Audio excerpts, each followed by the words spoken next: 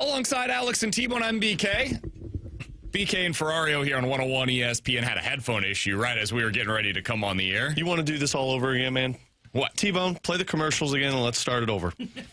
We're already at 11:06. 2 more minutes isn't the end of the world. Time check brought to you by Clarkson Jewelers, an officially licensed Rolex jeweler. I just lobbed it up and he just out of the ballpark, or at least hit the top of the wall. Alex, college football is in a crazy place right now. There are no rules. Anybody that suggests otherwise is lying to you, including head coaches. And last night was the latest example of this. I was sitting on the couch watching my latest true crime documentary that my wife decided to pick out for us, Alex, when across my phone I see, hey, Damon Williams Jr., the quarterback for Washington, one of the best returning starters in all of college football, who had signed a, basically, contract extension 4 days ago, has decided to enter the transfer portal. And that wasn't it. He entered the portal with a do not contact tag. Nice. For those unfamiliar, that basically means, hey, don't call me, I'll call you. In other words, I know where I'm going. I'm entering the portal, fully understanding what my market is, where I'm going. There has been tampering that has been taking place. I'm going there, so don't call me, Jack. And it sure sounds as though the place where he's heading is LSU. There was reporting overnight. He's getting like $6-7 million to go play college football at LSU. Hey, God bless him, man. If you can get that kind of money, that is life-changing money for you, your kids, for everybody around you. I don't blame you for maximizing your leverage when you've got it. That being said, shouldn't Washington have its quarterback that they just signed under contract playing for them in 2026? The answer is apparently no, because, again, there are no rules. Yeah. How do we fix this, Alex? Because college football is very clearly broken. I don't know that there are any obvious solutions. Well, I don't know the obvious solution, but to me, like, the obvious word for a solution is you guys need rules. Like, we need boundaries at some point. The part that I don't understand, because I didn't see this, I was sitting at a dance class last night for my 2 girls. My one was screaming the whole time. It was an ish show.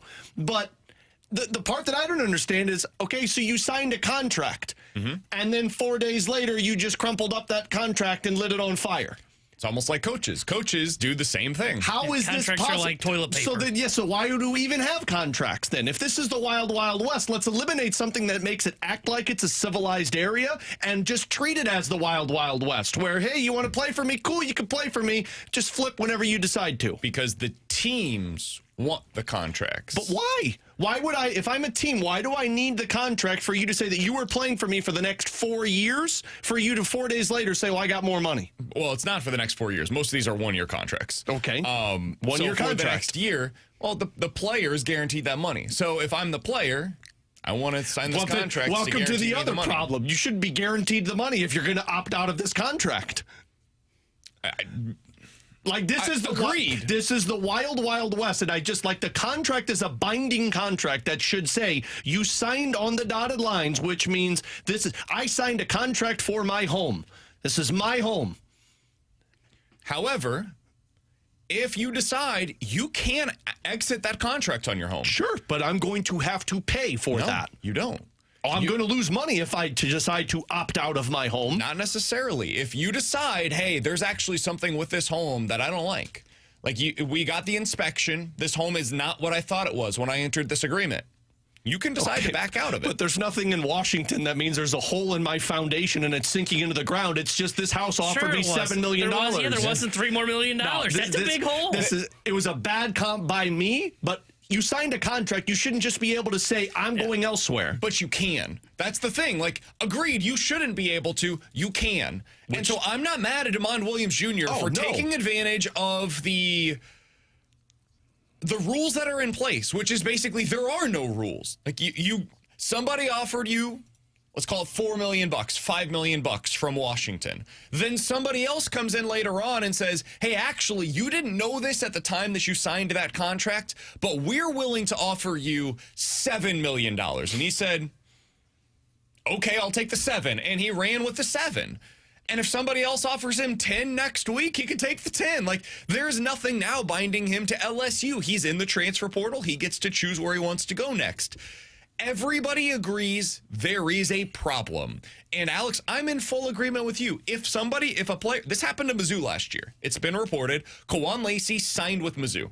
He was locked in to be at Missouri in 2025, rather. The expectation was this year, it was not going to be the Ahmad Hardy show.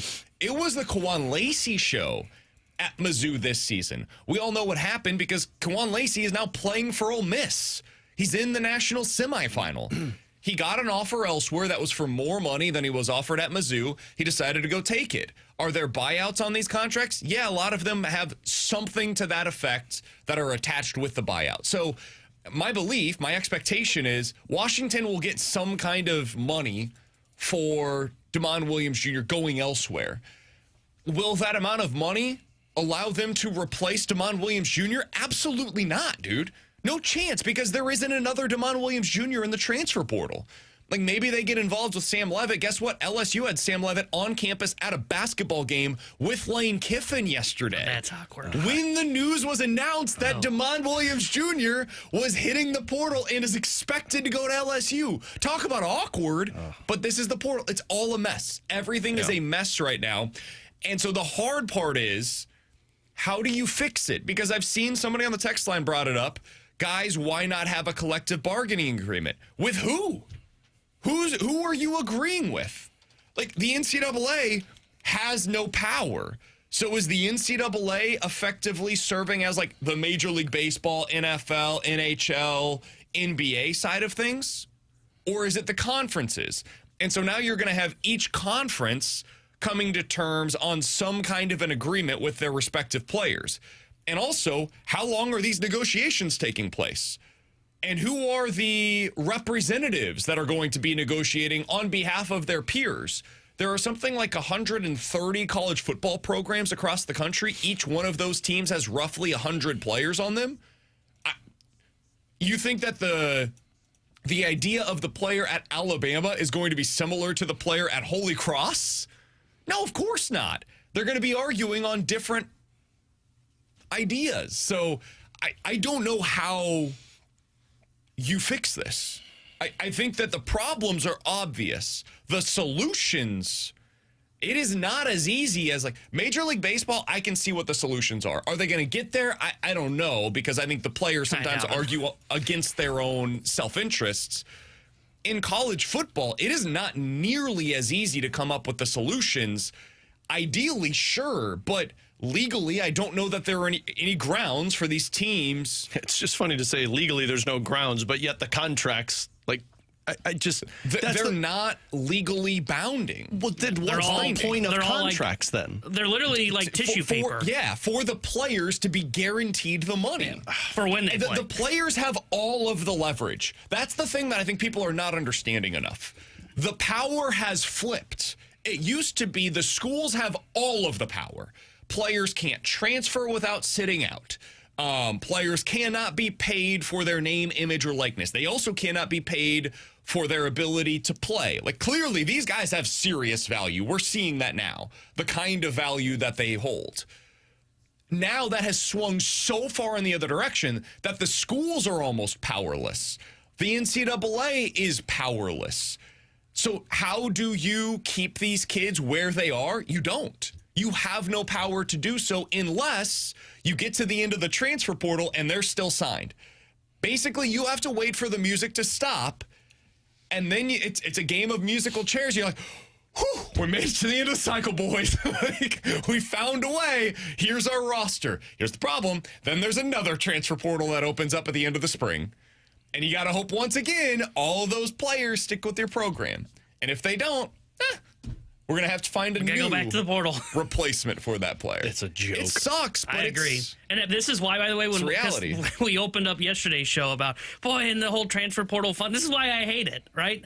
Because technically, yes, I would think Ahmad Hardy, for example, really good running back. Okay, he signed. I saw the Twitter post. He's definitely back. He could get an offer from Lane Kiffin at LSU and be gone tomorrow. Like, that's just the reality of it. And that's why I hate it, because there are no rules. There are no legally bounding contracts, to your point. And you're right, the NCAA is helpless, right? They have no protection from anything. As we keep seeing, they keep losing in court when it comes to stuff. My expectation is Chambliss is going to get another year of eligibility. Why? I don't know. The courts are just going to side with him over something. I'm not quite sure what and why, but it's probably going to happen. Pavi's probably going to play till he's 40. He'll probably retire a Vanderbilt Commodore. Let me be clear about the rant that I had. I still love all of this. It's great. Still entertaining as all hell. It's fun as hell. It's last night, entertaining. like, the amount of player movement that we're seeing is incredible. When it happens, Creates excitement. When your team is the beneficiary of the movement, it's amazing. When, like yesterday, Damon Wilson decides that he's transferring from your team, boy, is it pretty stinky. It's the worst feeling in the world. But when you're involved, it's a whole hell of a lot of fun, honestly, man. I just don't know. I don't know how sustainable any of this is. If I'm a coach, I don't want to be a part of this. No, I'd be looking to leave for a OC job, DC job. I'd be taking an NFL job if I could get it. Well, and it's pretty clear, too, that at the beginning of this, you asked how you fix it. There is no fix for this because of what you said. The players have all of the control. You've allowed the players, you've allowed the prisoners to take over the jail cell, and this is what's going to happen. The one pushback I would have on that is, like, the players do have the leverage for a reason. Oh, I agree. You can't win without the players. They're bringing in all of the money for the NCAA. And for the teams, for the programs, for the conferences. Like, all of this is possible because of what the players are providing, which is their services, right? So, like, for 150 years, we had a game where the players were not paid for their services. And now suddenly everything has shifted in the power dynamics of college football to where the players now have that power. They should have some amount of power. I think there should be guardrails, though. So how do you put those guardrails in place? What do they look like? What does the calendar look like that is in place? Like, the sport is basically operating right now with zero rules. Nobody is overseeing any of this. There is no NCAA oversight. There is no conference oversight. It is just teams are all operating on their own self-interest. It started with conference realignment. All of these programs would look out for themselves. And so it was like, hey, Mizzou's going to the SEC. Why? Because it's a seat at the table and the best conference in the land. Does it make sense? Well, maybe not. But it's a seat at the table. We got to do it. Hey, Nebraska now plays in the Big Ten. Why? Well, because we don't like our situation in the Big 12 and we can make more money over there and we're guaranteed a seat at the table. Does it make sense? Not really. Is there any, like, historical rivalries? No, not really. USC, now part of the Big Ten. Why? Pac-12's done. We're going to go find our best seat at the table. It started with that. It continued with NIL, the transfer portal, losing and just getting crushed in the courts, Congress not doing anything about it, NCAA pretending as if none of this is happening for 20 years. Yeah. And now here we are. And this was always the logical endpoint, but man, it's even crazier than I expected it to be. Yeah. I didn't know that we were going to have this kind of stuff taking place. With no, like, end in sight either. No. Right? Like, it's wild for every major sport from the NCAA, right? We talked about this 2 weeks ago. You've got, like, NBA guys coming back to play college basketball because there are no rules. And, like, we ask, how do you get there? Well, I think it probably does start with Congress, right? Congress probably has to help protect the NCAA through some of these lawsuits. Now, once you get to that point, I don't know if you end up getting where you need to eventually, which is you need a commissioner, you need to, have a labor agreement, but the players aren't going to want to go to a union because you're right, they have all the leverage. If you're a player, why would I want to collectively bargain? This is great. Yeah, helping, and I agree. If I'm a player, I wouldn't want to, but the NCAA needs some help. That way they can avoid some of these lawsuits and then hopefully be able to put some guardrails in place. Even if Congress did something, it would have to hold up in court. And if you are pretending as if these players aren't employees, you can't hold it up in court. The thing that the NCAA always pushed against is that these players are not employees. They're not employees of the school. They are students. They are student athletes. There's amateurism. That is the entire premise of college football. And so the NCAA arguing that for 100 years is actually how we landed where we are today. So legally, I'm not sure that there actually is a way to fix this, at least not in the immediate future. So, man, whoo, boy, We are in Blow it a up, start from tough scratch. spot, and I don't know. Somebody Strike Alabama. Somebody on the text line from the 618-314-399-9646. That's the Air Comfort Service text line from the 618. The portal can be controlled. Why don't the schools place rules on the portal? Because the schools don't know who to turn to. There is nobody actually in charge of any of this stuff. The only thing the NCAA actually does nowadays is oversee the NCAA tournament. That's it. That's basically what they have control over. And the only thing they really have control over there is where are we playing these games and how many teams are a part of it. That's it. Because the conferences are in control over the college football playoff. They've taken control over that. The conferences are basically in control over what the, if you want to call them this, the quote unquote rules are for the transfer portal. In other words, what's the schedule look like? They have all of the control over this. The NCAA has nothing. So there's nobody they can turn to. There's nobody that the schools can get help with. Let's go back to the students being more important than the athletes. Student first, right? Yeah, good luck. Good luck with that. Toothpaste might be a little out of the tube on that regard. First is what I always say. Alongside Alex and T-Bone, I'm BK. It's BK and Ferrario here on 101 ESPN. T-Bone, any new commits for Illinois over the last couple of days? Now they're still working on kicker stuff. yet? No, we did get a long snapper. I did see that. We did get one from, I think, Arkansas, if I remember correctly. But yeah, no, still working. I think they've got a 4-star defensive tackle on campus today. That family sounds like it's pretty tight. Yeah. Rapiola doesn't care that he kicked some people out of the family. Literally kicked like 20 people off of his team. But he's not worried either, which is, kind of alarming when you lose 40, but whatever. I'm sure we'll fix it. Mizzou, it seems like, is doing pretty well in the portal right about now. Shocker. They're really taking advantage of the rules They got their quarterback. They've had a few receivers commit. It sounds like another one from Old Dominion might be joining up here pretty soon. A few Auburn players on the defensive side of things are potentially coming through. Like, it's a nice spot if you're a Mizzou fan right now, outside of the Damon Wilson Jr. Let's not. We won't worry about that. Coming up in 15 minutes, for the first time in his career, the pressure might actually be turning toward Lamar Jackson. We'll get into that in 15 minutes. Shocking news yesterday in the NFL. But next, there seems to be a disconnect on the value of Brendan Donovan between the Cardinals and the rest of Major League Baseball. We'll tell you about it next year on 101 ESPN.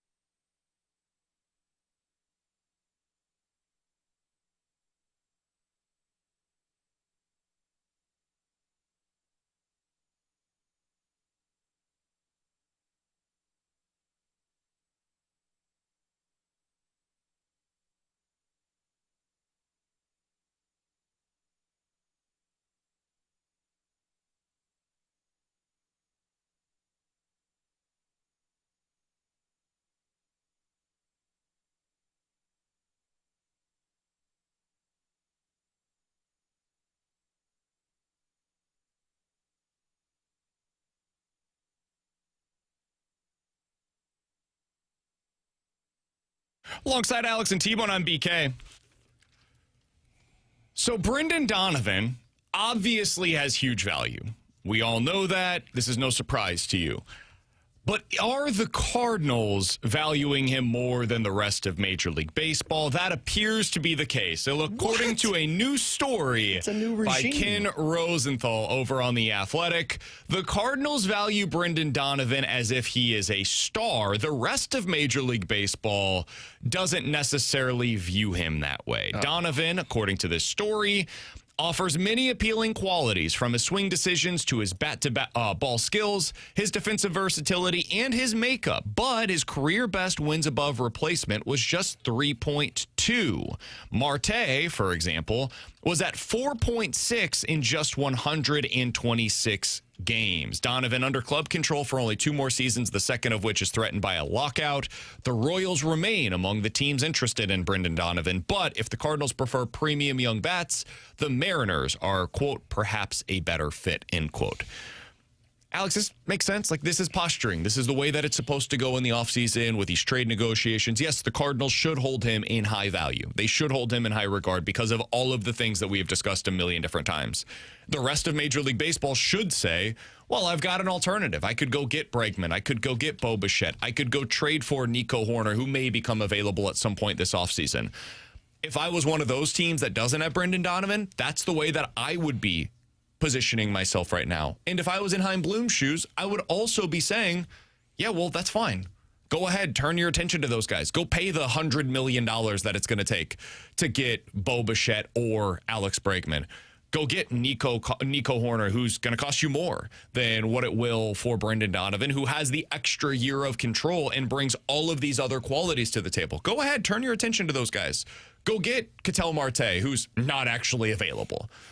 Also a head case, too, apparently. And when you don't end up with any of those players because you're unwilling to spend $20+ million a year, or because you're not going to pay what it takes to get Nico Horner for 1 season instead of 2, go ahead and call me back. And we can talk as we get into early February and you get closer and closer to spring training. So I think all of this is posturing. That was my view of it when I read it earlier today. Did you have a different takeaway, Alex? I agree with the posturing. My concern with it is, and maybe this is just because I'm broken from the previous regime that did literally hold everybody in high regards. And to be fair, this did sound very much like a Mo operation being run. My concern is that Brendan Donovan is back at the beginning of this season. I mean, it's pretty out there that teams are willing to trade pretty substantial pieces, like the Seattle Mariners have been tied to it and have interest.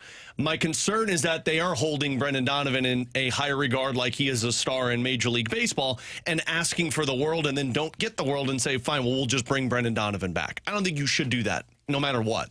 I think you should trade Brendan Donovan this season. But I agree that this is the posturing side of it, to where you're trying to go that high. It's the bidding war, right? And then they come back on the low margin, and then you end up where you originally wanted to. But my biggest concern is that Brendan Donovan is back starting this season for the Cardinals, and then they'll say, well, we'll try and do this again next year, and then the value's not going to be there as high as it potentially is now because it's one fewer year. Maybe there's injuries that come into play. So I just hope that the Cardinals, they're doing their right by this bidding war, but you still have to pull the trigger on this at some point this offseason. You can't bring him back. Yeah, I think it is just posturing. I'm not overly concerned, and I think the star label of it is some of those executives just trying to really paint this against the Cardinals. Sure. Because I should. Yeah, because I think they're trying to drive down the price. The problem, though, is like the Cardinals can continue to wait, right? They don't have to wait up until a certain point. Like, free agents have to sign by spring training, right? They want to get into camp so they don't have to hurry. Cardinals don't have a deadline. Donovan can come into camp if they want, and then if somebody loses somebody, then they can move on from them. They should be holding out for like 2 fringe top 100 prospects. I think that's what they're hoping for. Now, some people across baseball, some other GMs might say, well, that's what I would give up for a star. I don't think that's the case. What you would give up for a star is what the Padres did at the deadline when they gave up a top prospect in baseball. So the Cardinals aren't going to be getting that. This feels like posturing from some team that's still not willing yet to bite on their price until they start to run out of their options, and then they will just have to come back to the Cardinals and meet what their asking price is. You guys see the Cubs are closing in on a deal for Edward Cabrera? Yeah, I kind of like it for the Cubbies. Do we know what the return is yet for We it? do not. I wonder if it's Nico Horner. That would be interesting for Miami, looking to help supplement their offense a little bit. Maybe the Cardinals said, we'll give you Donovan for Cabrera. And they're like, no. That'd be too if open-minded. now I think it would be 27, more right? than just that, but I wonder if that's maybe part of what the return is going to be here. Again, that's just pure speculation. I haven't seen anything on this, on what they're getting. But if you missed it, the Cubs are working on a deal. And according to multiple reports that are out there right now, they appear to be close on a deal for Edward Cabrera, the Miami Marlins starter. That'd be a really nice move for Chicago. I saw yesterday Ken Rosenthal said, I think it was on Foul Territory, the Cubs are, quote, nowhere close to being done, end quote. He believes that they are in on Bregman and Bichette. Now they are making a deal potentially for Edward Cabrera. There was also news from Ken Rosenthal today, and I've seen this reported elsewhere as well. I think it was JP Morosi who said it today on MLB Network, Alex, that the Dodgers might be the best landing spot at this point for Kyle Tucker. Oh, boy. That checks out. Again, you guys are upset by that. I'm just numb to it. That's how that works. If that happens, I mean, come on. Now, if they get Tucker and Bichette, then we got problems. I have a question. Are you more frustrated that the Dodgers are doing it or the fact that baseball won't pay these guys what they're probably really worth? Because I'm actually more upset at baseball, not the Dodgers. Because there's no excuse for Tucker to land on the Dodgers because a team like the Blue Jays won't give him $400 million when he's a very good player and deserving of that money. I'll be curious to see what the deal is. Like, is it a 3-year? Is it basically what Bregman did last year? Like the 3-year, $120 million deal? Because if he's willing to do that, like, every team in baseball should be willing to do that. If I'm the Cardinals, I would want that.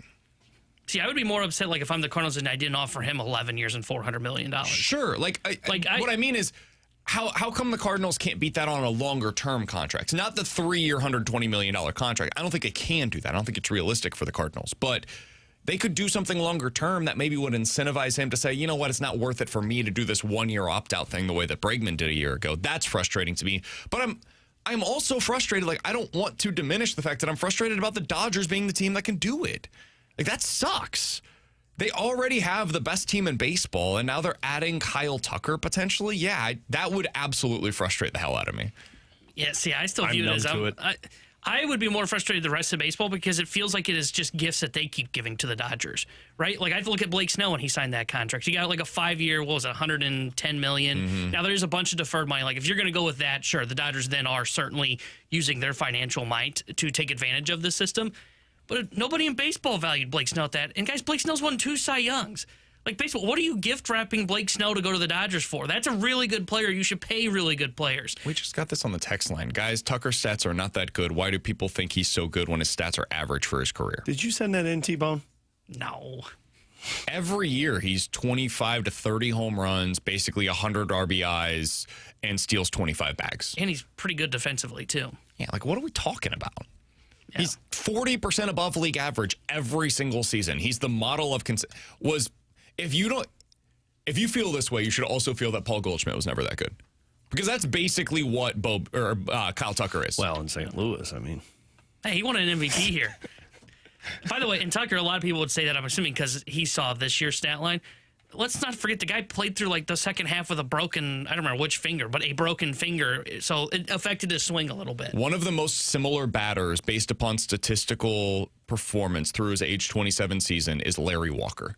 That guy was He's pretty good. really, really, really good. Let's not be ridiculous here. He's an absolutely fantastic baseball player. Don't let the trolls get to you, man. I know. That was a text that said, that was a text that Buddy was sitting next to him in his cubicle, and he's like, "Hey, you want me to see? We want to see the St. Louis radio guy freak out? Watch this." Haven't taken my medicine yet today. I apologize. Oh, come on, man. Come on, man. Coming up in 15 minutes, we'll get into questions and answers. 314-399-9646. That's the Air Comfort Service text line. YouTube chat is available for you, as always, at youtube.com/101ESPN-STL. Coming up next, for the first time in his career, the pressure might actually be turning on Lamar Jackson. How did we get here? We'll talk about it next year on 101 ESPN.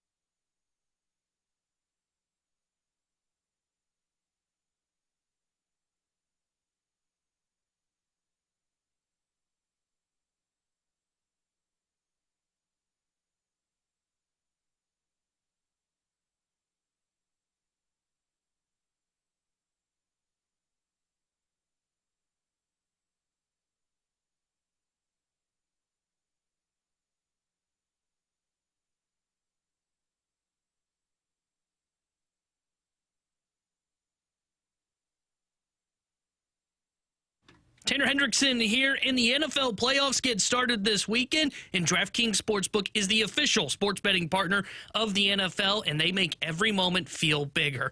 Looking ahead to this weekend, I'm looking at this Packers and Bears game, and I'm a little surprised to see that the Packers are now favored over the Chicago Bears. So I'm going to be going Bears money line. I'm thinking we're also going to see a DeAndre Swift touchdown in this weekend as well. And hey, maybe you're looking at this line and going, man, I don't know if I feel good about it. Well, don't worry. DraftKings has live betting options, which can keep you in the moment throughout the playoffs. So make every moment matter this NFL postseason with DraftKings. And how about this with DeAndre Swift? With DraftKings, they have your back with early exit protection. So if DeAndre Swift were to go down, if my eligible NFL prop bet at any point in the first half, I would still get my cash back. So with DraftKings, you're covered through the entire half. So why bet player props anywhere else? So download the DraftKings Sportsbook app now and use code TANNER. That's code TANNER to turn $5 into $300 in bonus bets if your bet wins. In partnership with DraftKings, the crown is yours. Gambling problem? Call 1-800-GAMBLER. 21 plus. Physically present in Missouri. Eligibility and restrictions apply.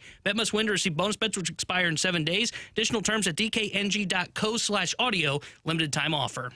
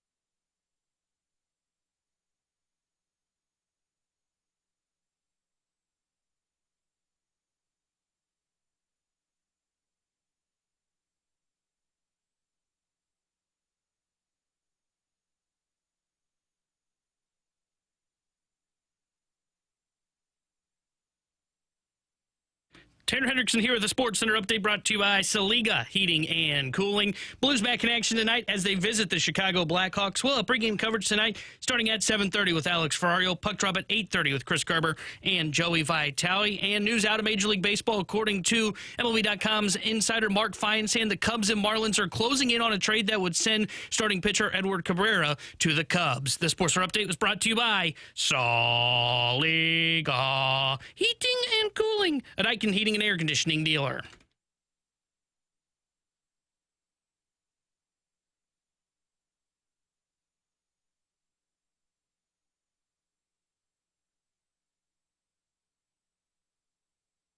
Alongside Alex and T-Bone, I'm BK. It's BK and Ferrario here on 101 ESPN. Alex, yesterday got the news. I was listening to the Fast Lane as I was going to pick up Luca, and they said, breaking news in the NFL, John Harbaugh has been fired by the Baltimore Ravens. We had talked about the possibility, and yet it still felt impossible. I didn't believe it when I first heard it. He had won 10 or more games in 6 of the previous 7 years. And the one outlier season was an 8-9 season in 2021. I mean, this is a coach that is considered to be among the best in the NFL. We had said previously, man, if this guy gets fired, he's the kind of coach that if you're another team and you have a current coach, you fire your guy to hire him. He's that good.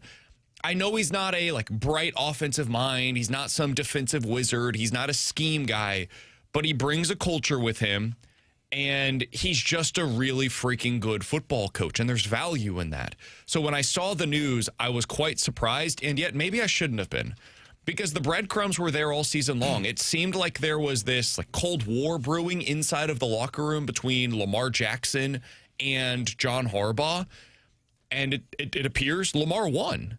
They sided with the quarterback over the head coach. What was your reaction yesterday when you saw the news? Well, and look, if you're Baltimore, you should side with the quarterback. I mean, it's the guy that's won an MVP. It's a guy that's gotten you to the playoffs.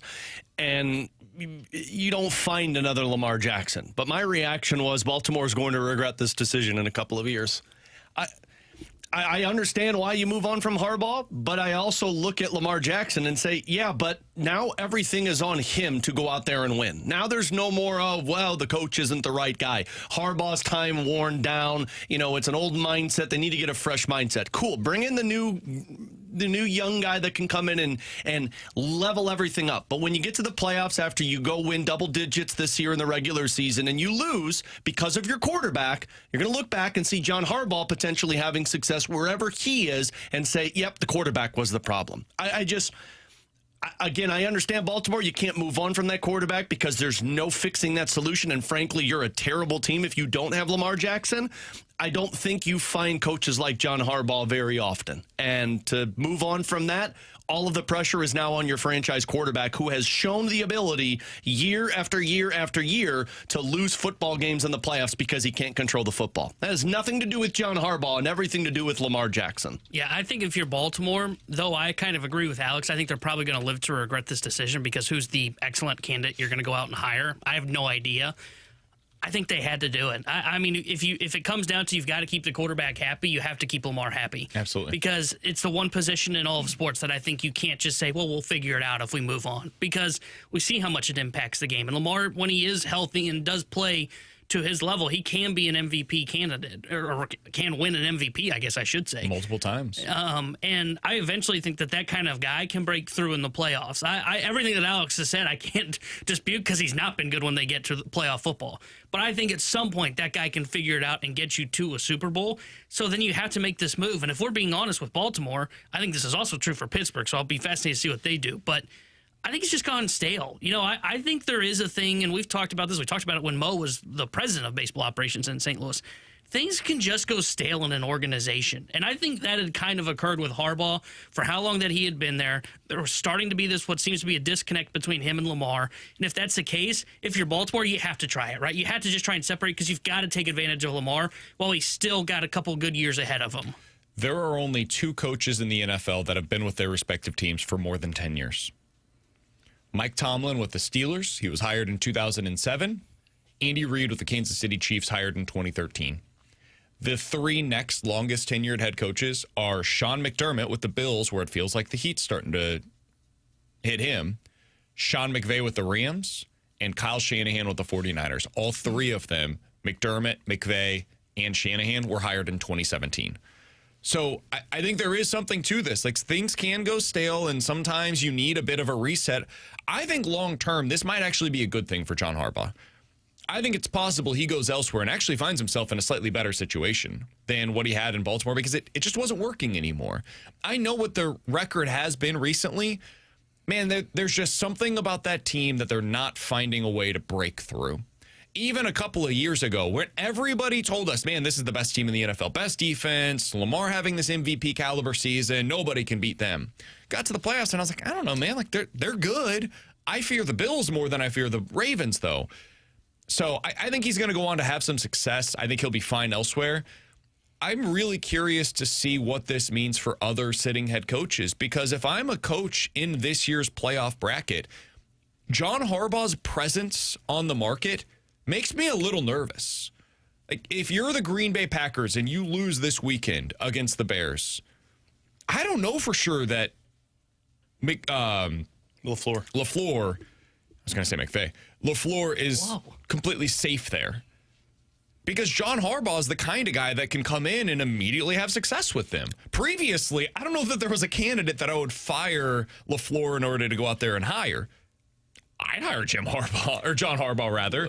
If you're the Eagles and you lose this game against the 49ers, and now this is another potential collapse, and your offense has been atrocious for most of the season, maybe Harbaugh is exactly what the doctor ordered for you. You mentioned the team that I was thinking, the Bills. If they lose in the first round, and McVay has been on this hot seat for the longest time, man, you only got a couple more years of Josh Allen at this my peak. guy's name in your guy's Did mouth. I say McVay You again? said McVay. It's McDermott. Same right? thing. McVay's going to There's too be many there. Knicks going on around in the NFL. What about the Steelers? Wouldn't that be Can you something? imagine? That one, if I'm Harbaugh, I'm How not about they going just there, flip? though. What if Tomlin goes to Baltimore and Harbaugh goes to Pittsburgh? If I'm Harbaugh, I'm not going there. I'm not going from having an MVP quarterback to not having a quarterback. The buzz yesterday was Miami's really interested in makes sense. John Harbaugh. And if you're Miami, I think that makes sense. If you're Harbaugh, I wouldn't want to take that job. But the other thing that does is it puts Mike McDaniel. See, another Mick. We've got way too many of them. There's like 5 we've mentioned already. What is Mike it? McDaniel on the market, and I think he makes a ton of sense for the Baltimore Ravens. I know you guys don't like him as a head coach. Him in a fit with Lamar Jackson would be awesome to me. Hell, as an offensive coordinator, you put him in Kansas City. Sounds awesome. I would love that idea, but oh boy, this is going to be a fascinating market. A market that we thought was devoid of good coaches. The Harbaugh domino changes a lot because his presence could open up one of these other really good jobs, and many of them have good coaches too. Like, what if you do get McDermott available? I think McDermott's a really good coach. Maybe he's not the right guy to get the Bills over the top, but if you're one of these other teams that has an opening right now, man, he's a hell of a lot better than most of the other candidates that I can potentially hire. McDaniel, again, you guys have your qualms with him. I think he does a lot for your offense, though. Like, if you're the Eagles and McDaniel is available, I have some interest in that to open up my offense, especially as a run-first oriented offense. If LaFleur becomes available, hell yeah, dude. That sounds great. If you're the Bills even and LaFleur suddenly becomes available, all right, maybe we're firing not for John Harbaugh, but for LaFleur, our guy that we have right now in McDermott. And you could end up with like 13 head coaching openings. And this with offseason. McVay, too. No, not McVay. McVay's not going anywhere. Sorry.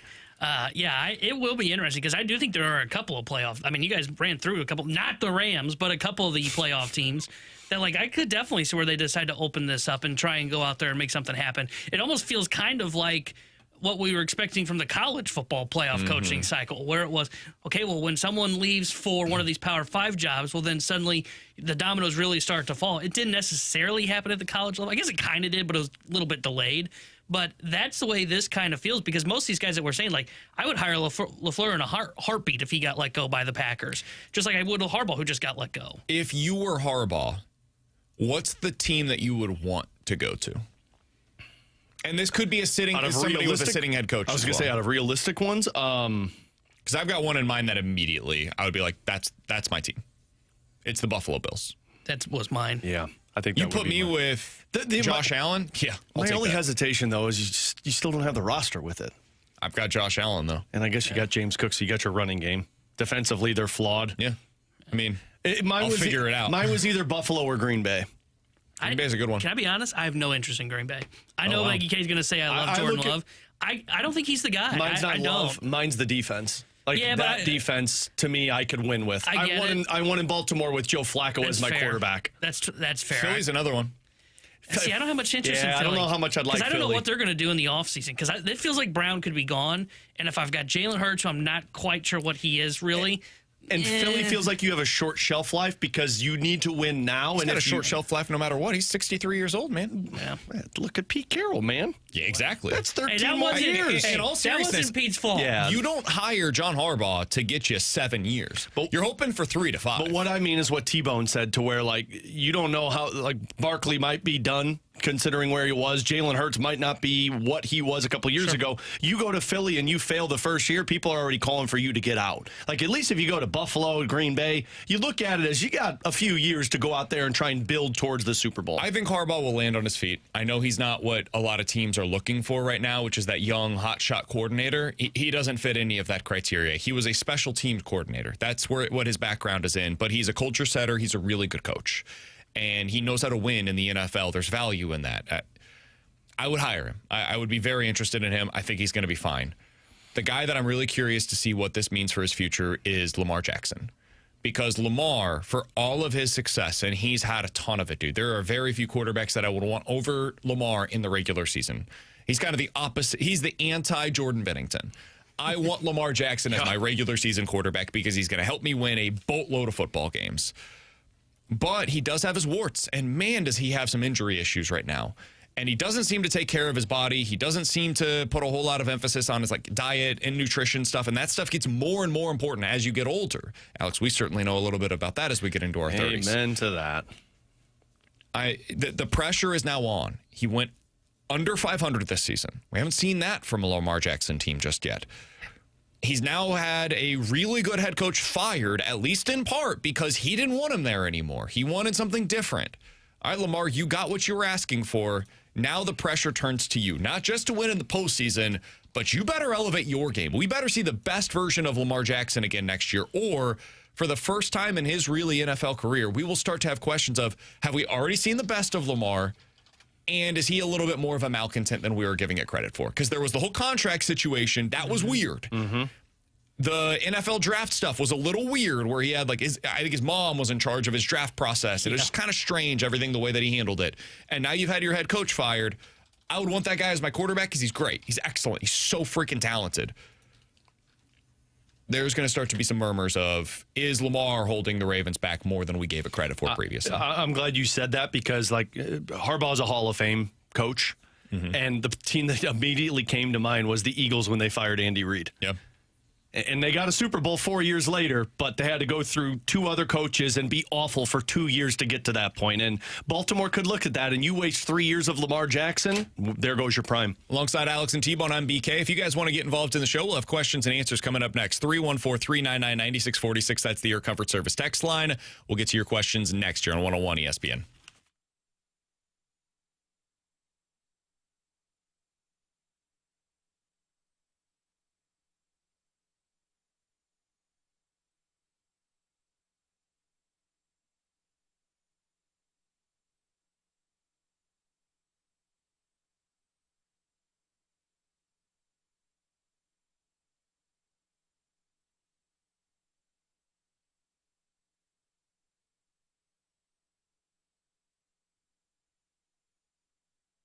Alex, you already know. Last night I was on the Underdog app. course I was you were. drafting some more teams for the playoff best ball. How For many is anybody this now? I think I have 27. 27 God. teams ready to go for me in this year's playoffs. I'm going to come home with a few grand. That's what I'm shooting for. You can do the same thing, whether you want to get involved in some of their classic games or you're picking the higher or the lowers on your favorite players. You can do all of that. Alex will tell you more about it. For me, playoff best ball. It's the best fantasy format that there is available for you. It's all over on the Underdog app. Check it out today. If you go to the app, click on Originals. You can check out all of the different contests that they have available for you. Click over to the right-hand side. For me, I like the little mitten, the big mitten.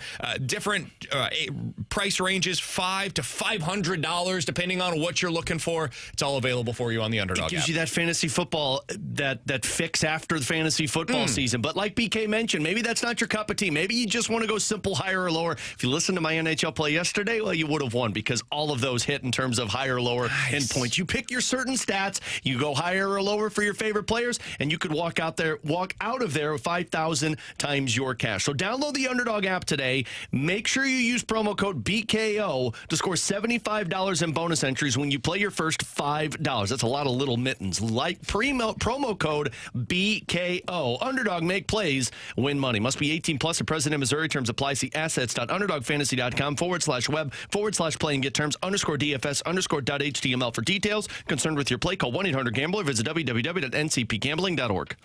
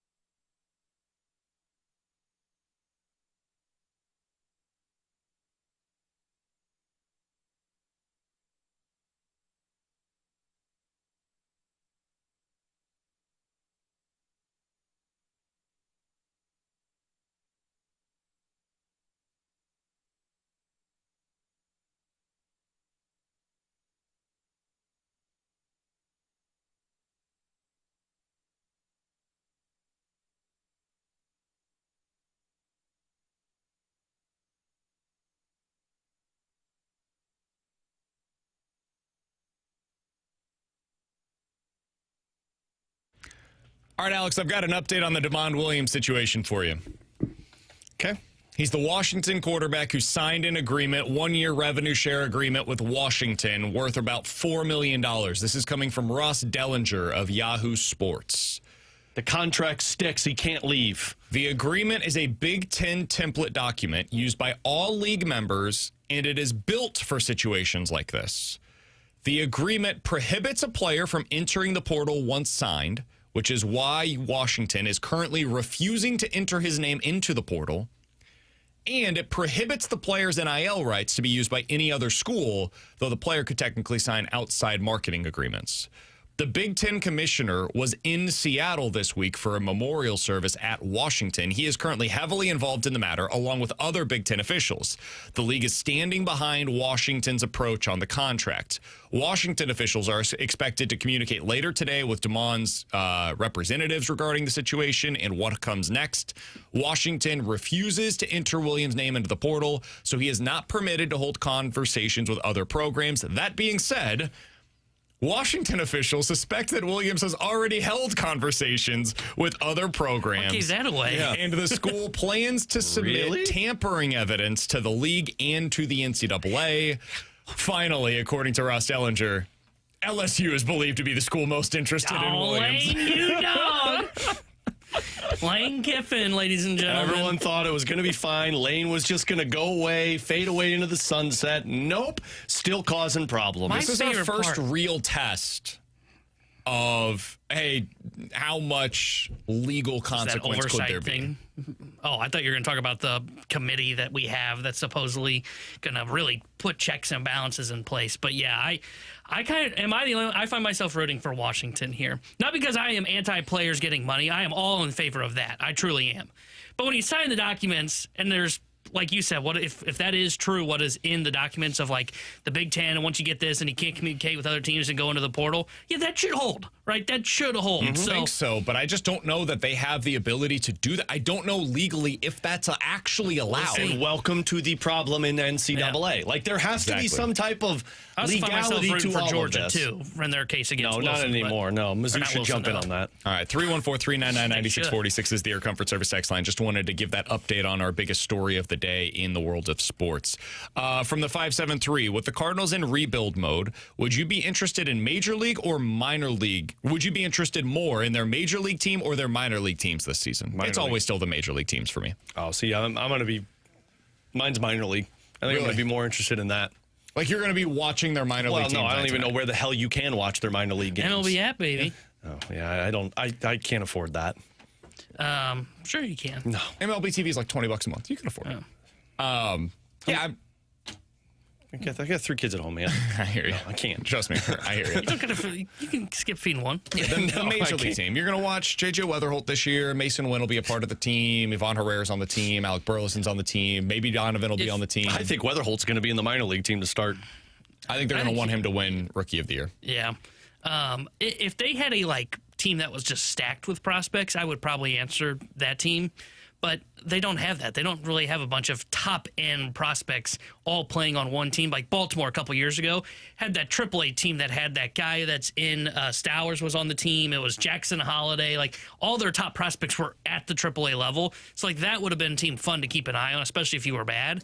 I would still enter the Major League team here. From the 314, how sweet would it be for Lane Kiffin to miss out on Sorsby and Williams? I'll add this, and to miss out potentially on Sam Leavitt, who they had on campus yesterday, but it seems like is probably going to go elsewhere because of their interest in guy. That'd be amazing. Yeah, boy, that would be awesome for Lane Kiffin to end up with nobody. I am rooting for him to fail so bad at LSU, it's not even funny. I hope he goes 6-6 in year one. We should have known, by the way, that he was going to try to rip the attention back to himself after Ole Miss won this weekend. We should have known. Something like this was always going to come. I wonder, did he decide this? What I would be curious with Lane was, did he decide this, he knew this all along when they had Sam Leavitt, or did he get a vibe of Leavitt actually wasn't going to go there?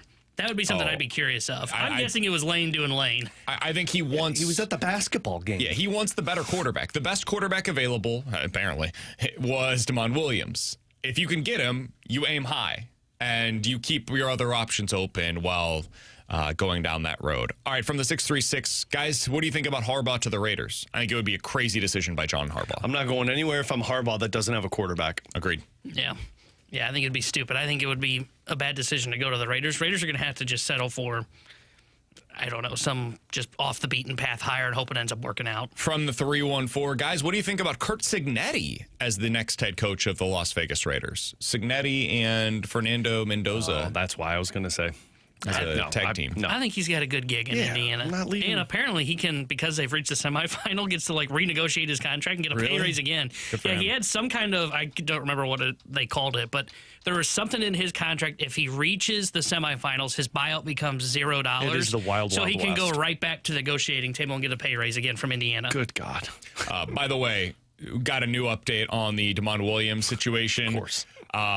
Even if Washington doesn't put DeMond Williams' name into the transfer portal, he can still transfer. All he has to do is unenroll from Washington and then enroll at his new school.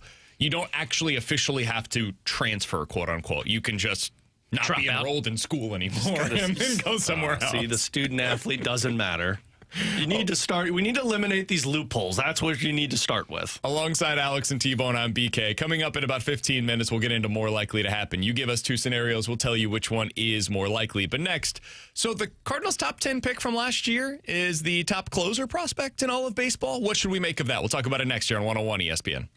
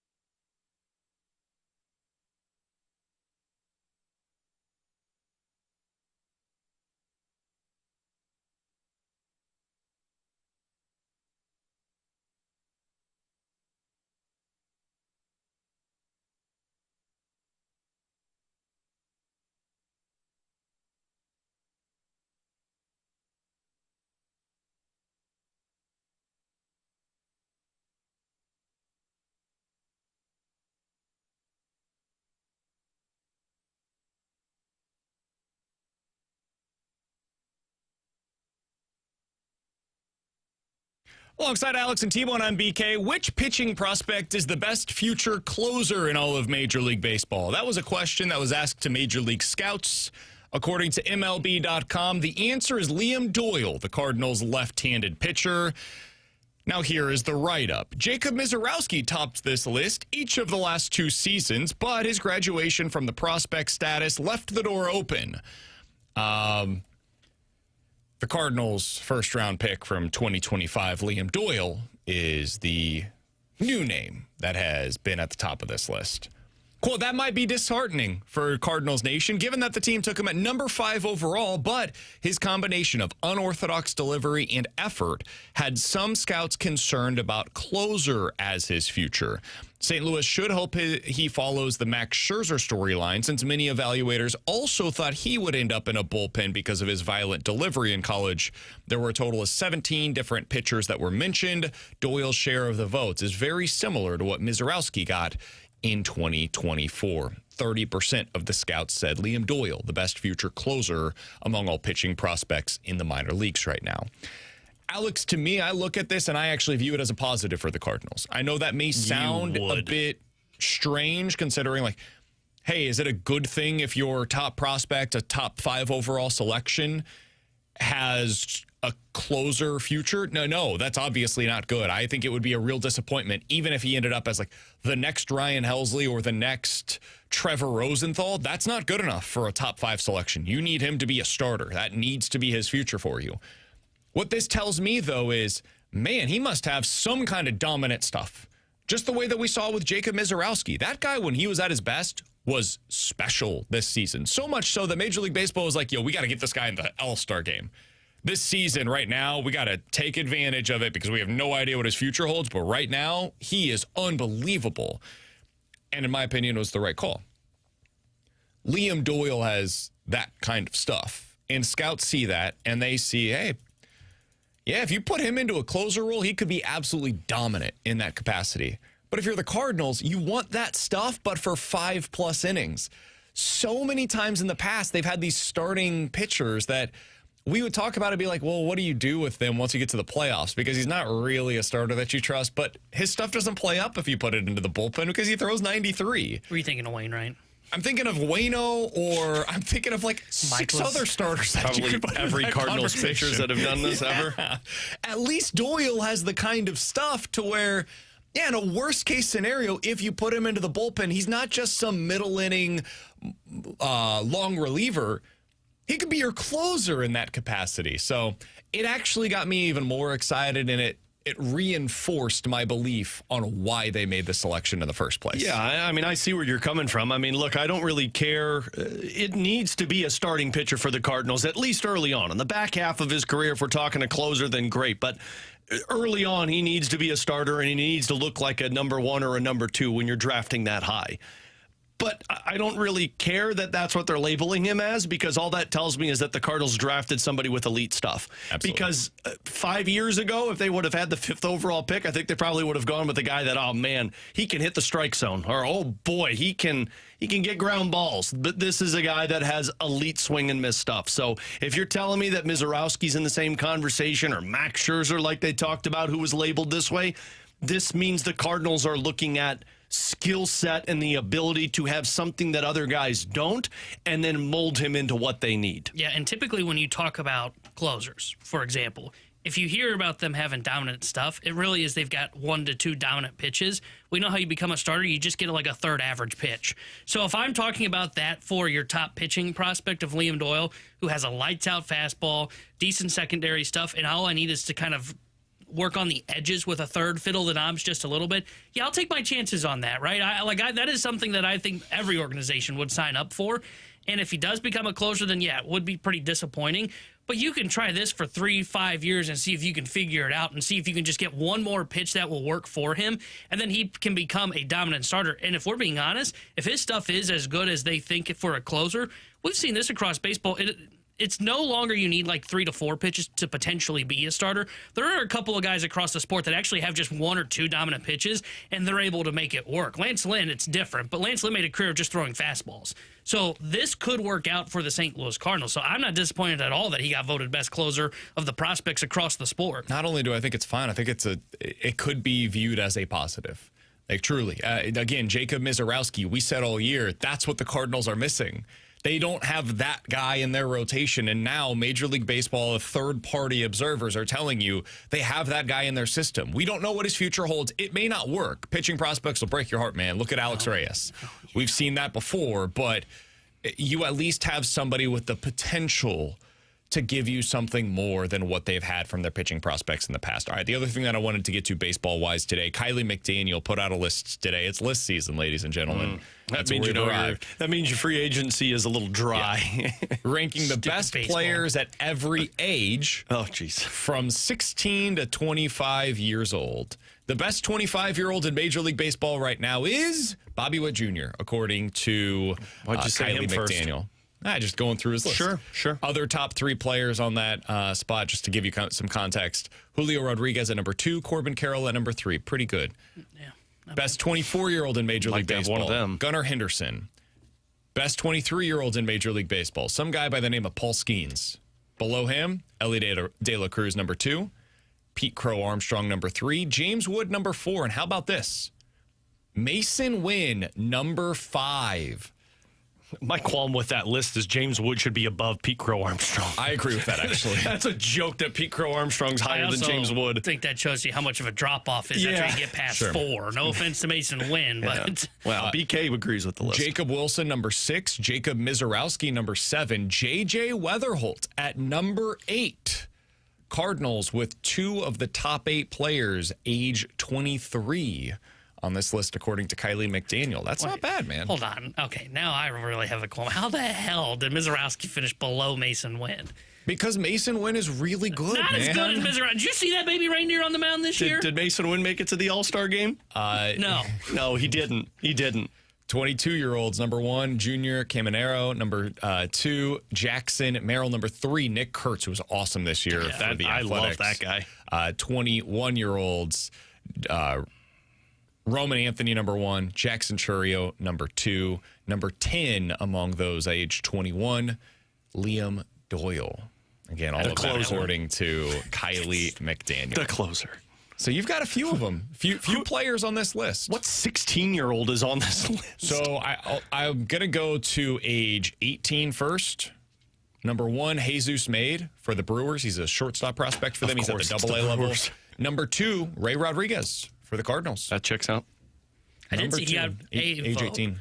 For a underappreciated or underrated prospect across baseball. So I'm not surprised to see that he made that list, especially for his age power. 16. It's almost exclusively international players. The top 2 are from the Dominican.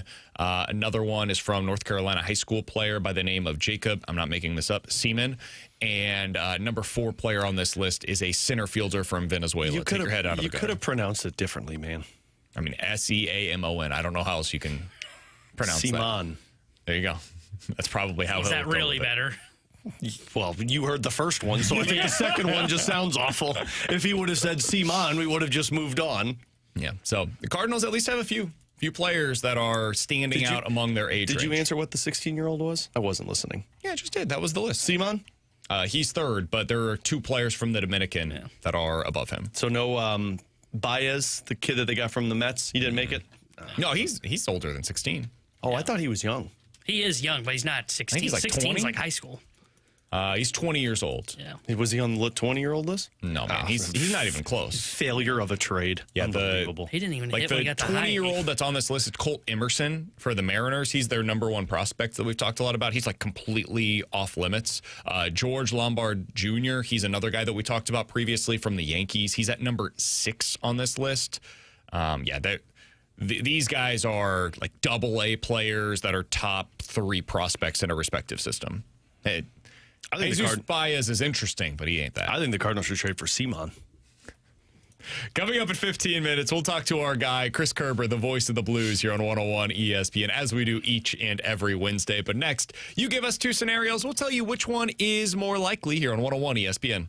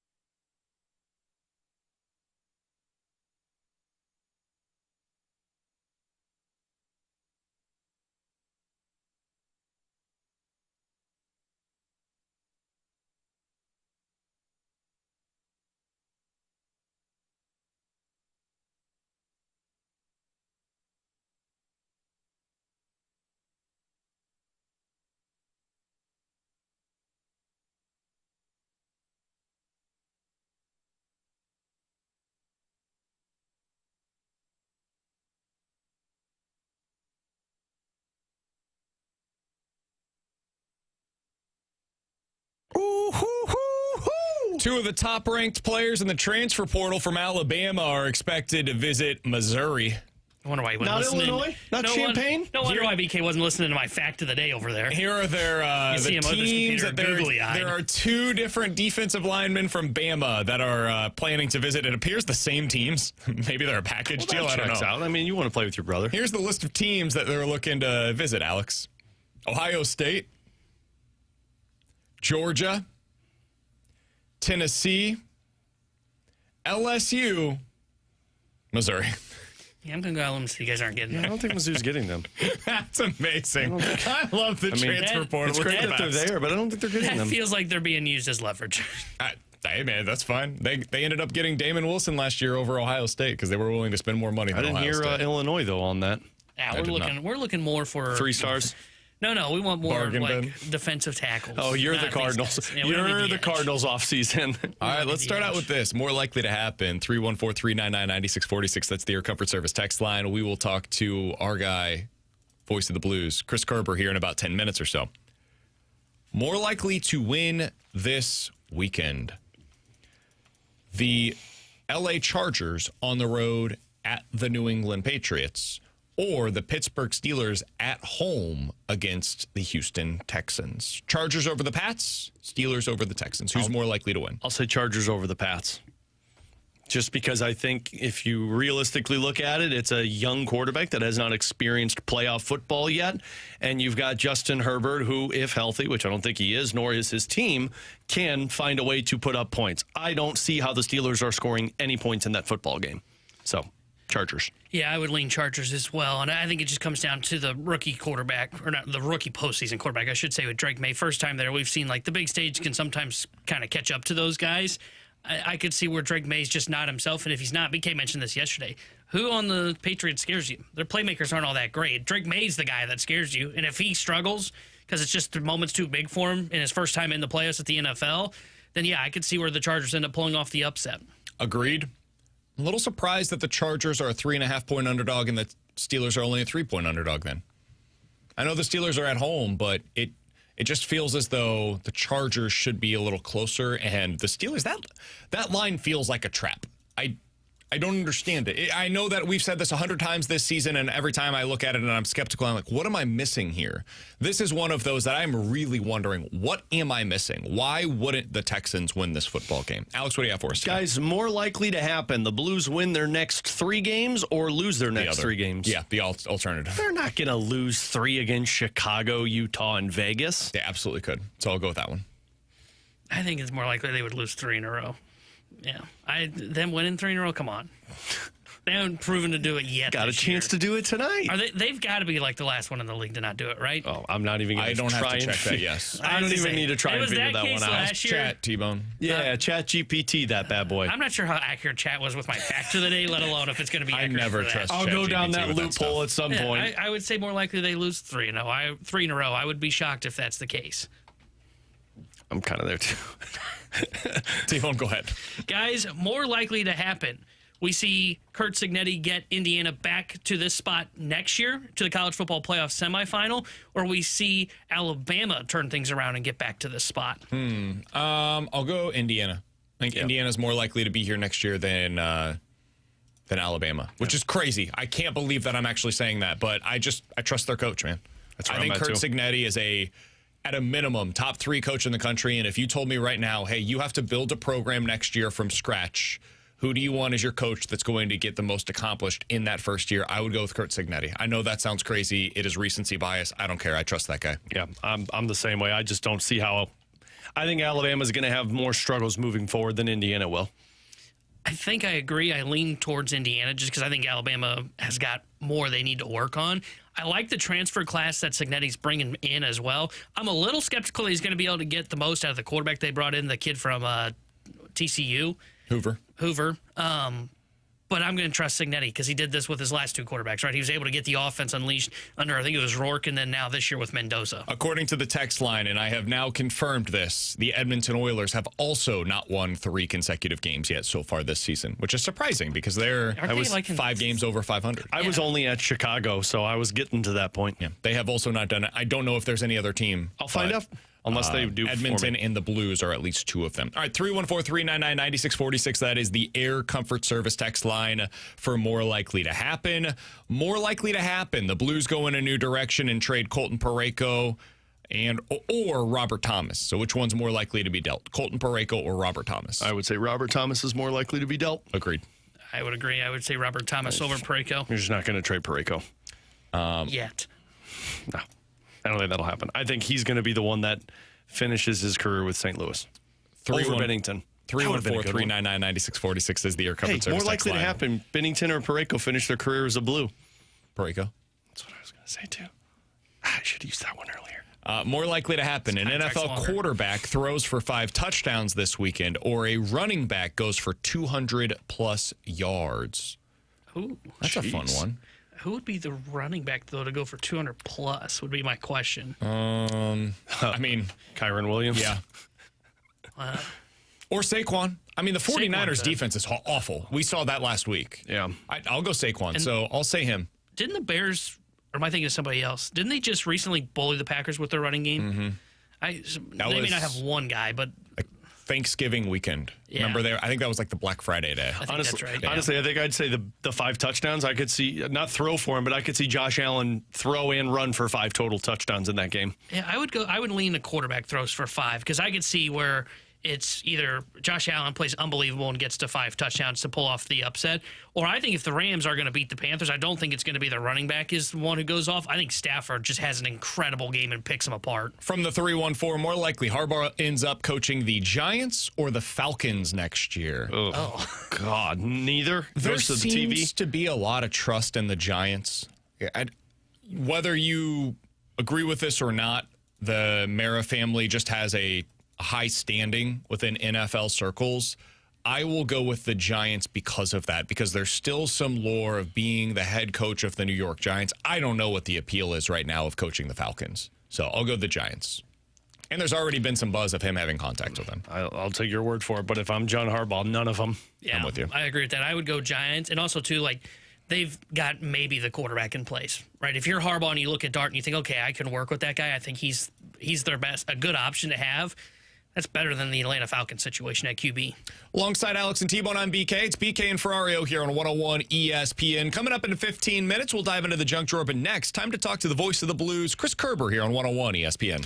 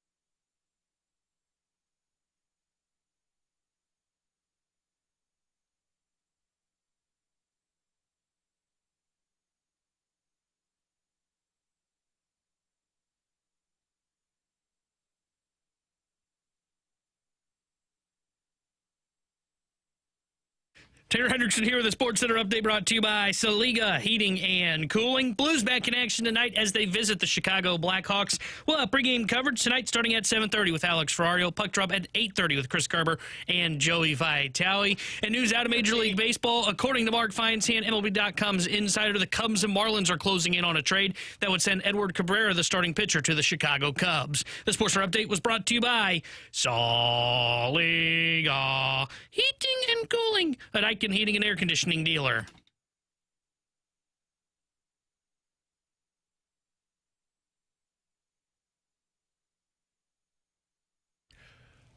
Omaha! We'll talk to Chris Kerber, voice of the Blues, coming up at 1:30.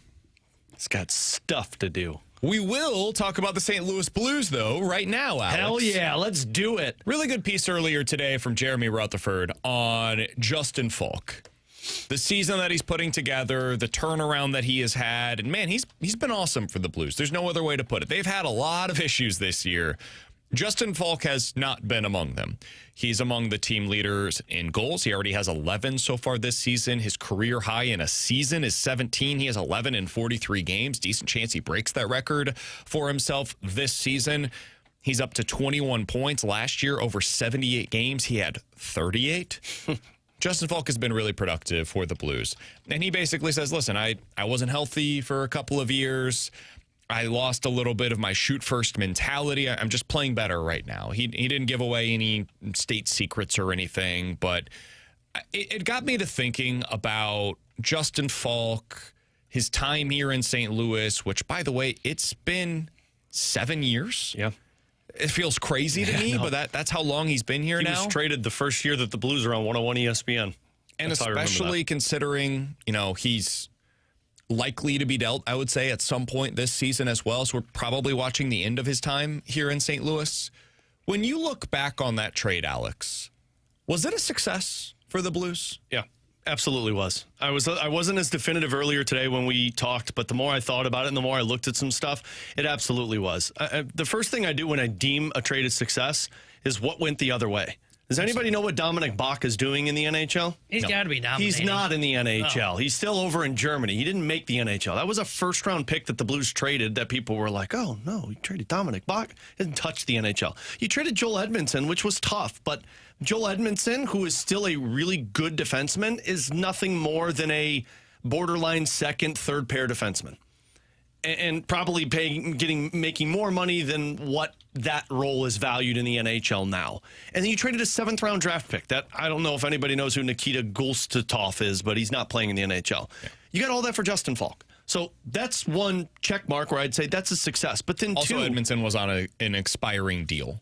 Edmondson was, yeah. So and that's he got an important part of that as well, where he was on the expiring deal. I don't think that the Blues had planned to bring him back. So you didn't trade like 7 years of Joel Edmondson. You traded that one season. And at the time, what did they need more of? They needed more offense from their defensemen. That's what they were searching for. Now, Faulk's first season with the Blues was underwhelming, but I think a lot of that was because you just didn't know what role you were playing. You acquired him probably because you thought Pietrangelo was going to be leaving, and he wasn't ready to take that spot yet. That was the other part that I looked at as a success. I don't think, regardless if Faulk was traded to the Blues or not, I don't think that means Petro was coming back. Doug Armstrong had a mindset in place that wasn't going to be shifted, and they decided to walk away from it. So you go out there and you find the replacement for him. And although he wasn't a one-for-one for Pietrangelo, if you look at points from when Petro was dealt to when Faulk was in St. Louis, 239 to 221 for Faulk and Petro. Now, it's a number one versus a second pair defenseman. I'm just looking at points, but that's the other thing. I mean, in the time he was with the Blues, among defensemen in the NHL, he's top 40 among points, and he's top 30 in amongst plus-minus. So I think you had a couple of bad years of Justin Faulk. He mentioned losing that shot-first mentality. I think he's talking about the last 2 years, which the team was bad the last 2 years, and they found a way to get better. But if you look at his tenure in St. Louis, I think it was a success. It's just the team did not have the success that they were hoping when they acquired him. I think the things that will be, like, if you're a Justin Faulk detractor, I think there's a few things that play into that. One, stylistically, it's not what the Blues had been known for. He is a very different defenseman than what they had built around. He's not as big, he's not as strong, he's not as defensive-minded. He is much more of a puck mover, but that was by choice. The Blues wanted more of that element in their game. to what it meant for Alex Pietrangelo. The trade for Justin Faulk signaled the end of Petro. Now, it was not a one-for-one replacement. They went out then and also signed Torrey Krug the next offseason. They tried to replace him in the aggregate with Exactly. two guys. So they had two guys that made $13 million in total. Meanwhile, Petro made about $8.5 million. Like they could have kept Petro and also Justin Faulk. How that would have fit, the way it would have worked, it would have been a little messy, but they could have made it work if they wanted to. They chose not to. So it was not a one-for-one replacement, but sometimes it's viewed that way because of the way that it all worked with Petro ultimately leaving. And then the last thing I would say is the team just hasn't been that good since he's been here. They've had a couple of moments. Like they had that team in 2022 that we all really liked. I mean, that team was really good. Yeah. And I think they had a chance to go pretty far in the playoffs if Benner didn't get hurt. Yeah. Well, in that first season, too, that he joined the Blues with Petro. I mean, I still believe, and I mean, Tebow, you were a part of that broadcast with me. Like, I still believe that team could have won the Cup if the season didn't get stopped because of COVID. That's not Faulk's fault, but he is a victim of the team's failures. Yeah. So you add all of it up, and I think it feels worse than it actually has been. I think the trade was a success. I think the signing was a success.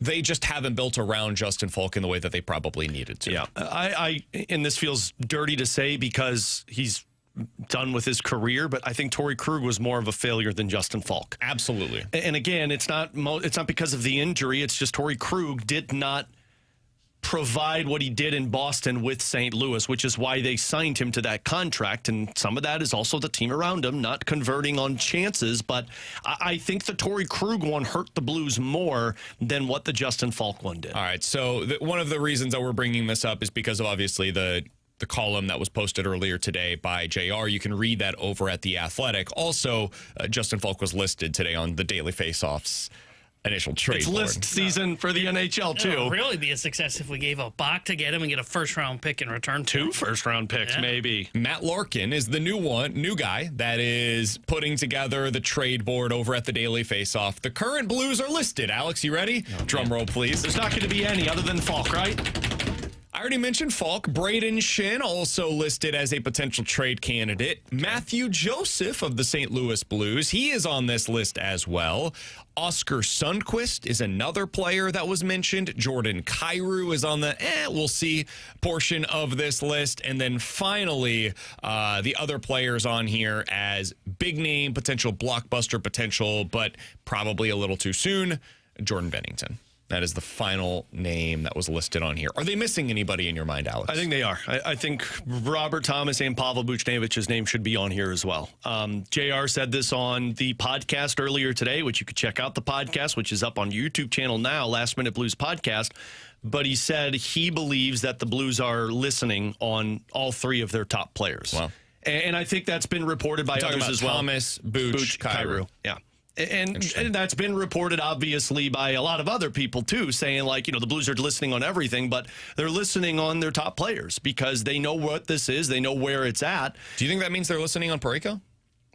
Yeah, I think they're listening on everyone. I think Parayko would have to be, this isn't happening unless you give me back another top 4 defenseman. Sure. So I think Parayko and Binnington are 2 guys that are in a category of their own of, yeah, we'll listen, but you're going to give us an NHL player to the same level that these guys are before we make that trade. But I think if you're looking at it realistically, the Blues know where they're at. They've seen where they're at. Doug Armstrong told Kerbs and Joey on the FanDuel broadcast that this is a top player-driven league, and our top players haven't produced. So if Kyrou's name's on there, then I have to imagine that Jordan Kyrou, as well as Robert Thomas and Pavel Buchnevich, are being listened on. Now, this isn't an in-season trade. My guess, this is going to be an off-season trade, and you're probably going younger if you're moving those guys on to adapt to a new core. Do you think those are in-season moves? Those sound like off-season moves. That's an off-season move. That's a draft day move, in my opinion. I think this is probably one of those. You hear GMs kind of bring this up sometimes, that even if a deal doesn't get done at the deadline, it might be the kind of pre-conversation that then picks up in the offseason, and then things really get going from there. Because I agree. When you see guys with this much money and this long a term on their deals, they hardly ever get moved in the NHL at the trade deadline. But I wouldn't doubt that he could be making calls or listening to calls on these guys. and start conversations, then re-pick up those conversations once we get to the offseason. Over in the YouTube chat, Chad Powers says Doug is listening to anything not nailed to the wall. I would have thought that Thomas is nailed to the wall, though. Let me phrase this a different way. If Robert Thomas doesn't meet that criteria, who does?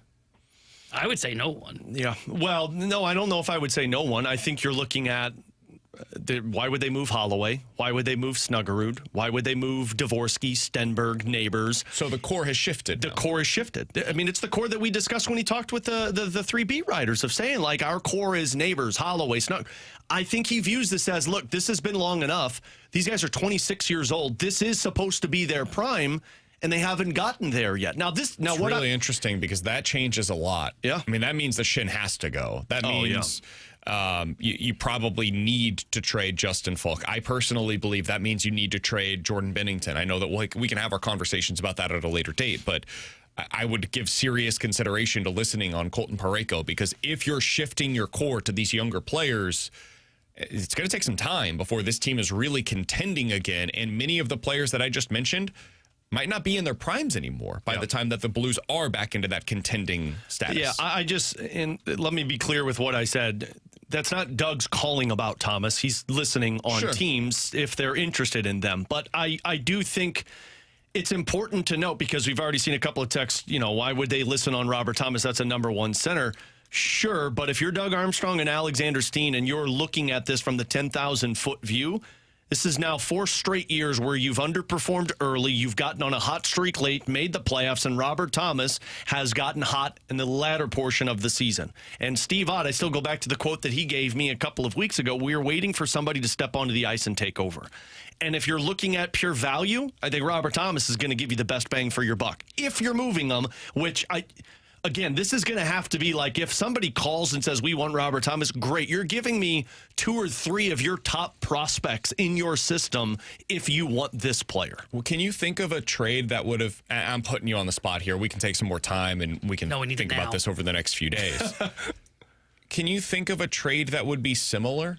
A guy of Robert Thomas's ilk, his age range, his salary spot, like that. It would be 26 years old for $8 million, which next year, Timo Meier? It's obviously very different stylistically. He was a free agent, though, wasn't he? He was a pending free agent. Signed. I can't remember exactly the way that one worked out. Yeah, I don't remember on that one. But yeah, he was a winger. He wasn't a center. I mean, the only one that, and again, this is just rough in my mind, and it's nowhere near the same thing because he was young, would be Tage Thompson. But, I mean, he wasn't 21 years old. Yeah, he was a prospect. He was an NHL player, but he was 21 years old. He didn't know he was a number one centerman.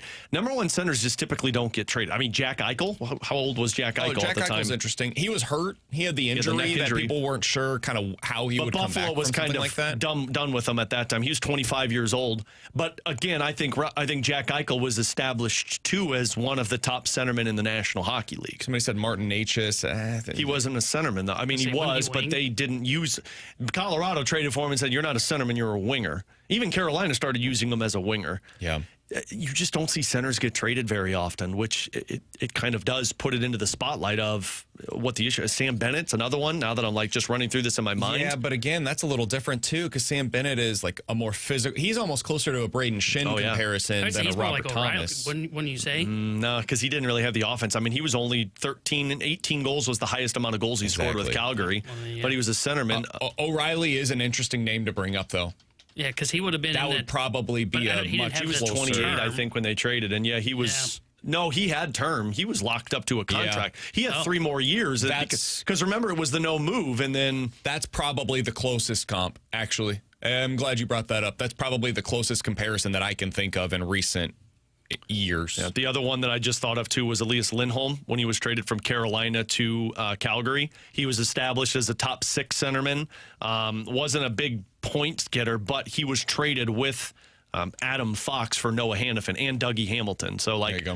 That's another one that was pretty good. Yeah, O'Reilly's probably the closest thing. And in return, you think about it, you brought up Tage Thompson. It's the inverse of that. Yep. You would be the team that's getting Tage Thompson in this scenario. Yeah. And again, hopefully not a drug dealer, allegedly. Allegedly, it's a very important thing. But this is, I don't think if this happens, teams aren't going to be able to make that happen in season. This is going to be an off season if it gets to that point. And you also have to take into consideration, what do they do the rest of the way? Alongside Alex and T-Bone, I'm BK. The Junk Drawer is next.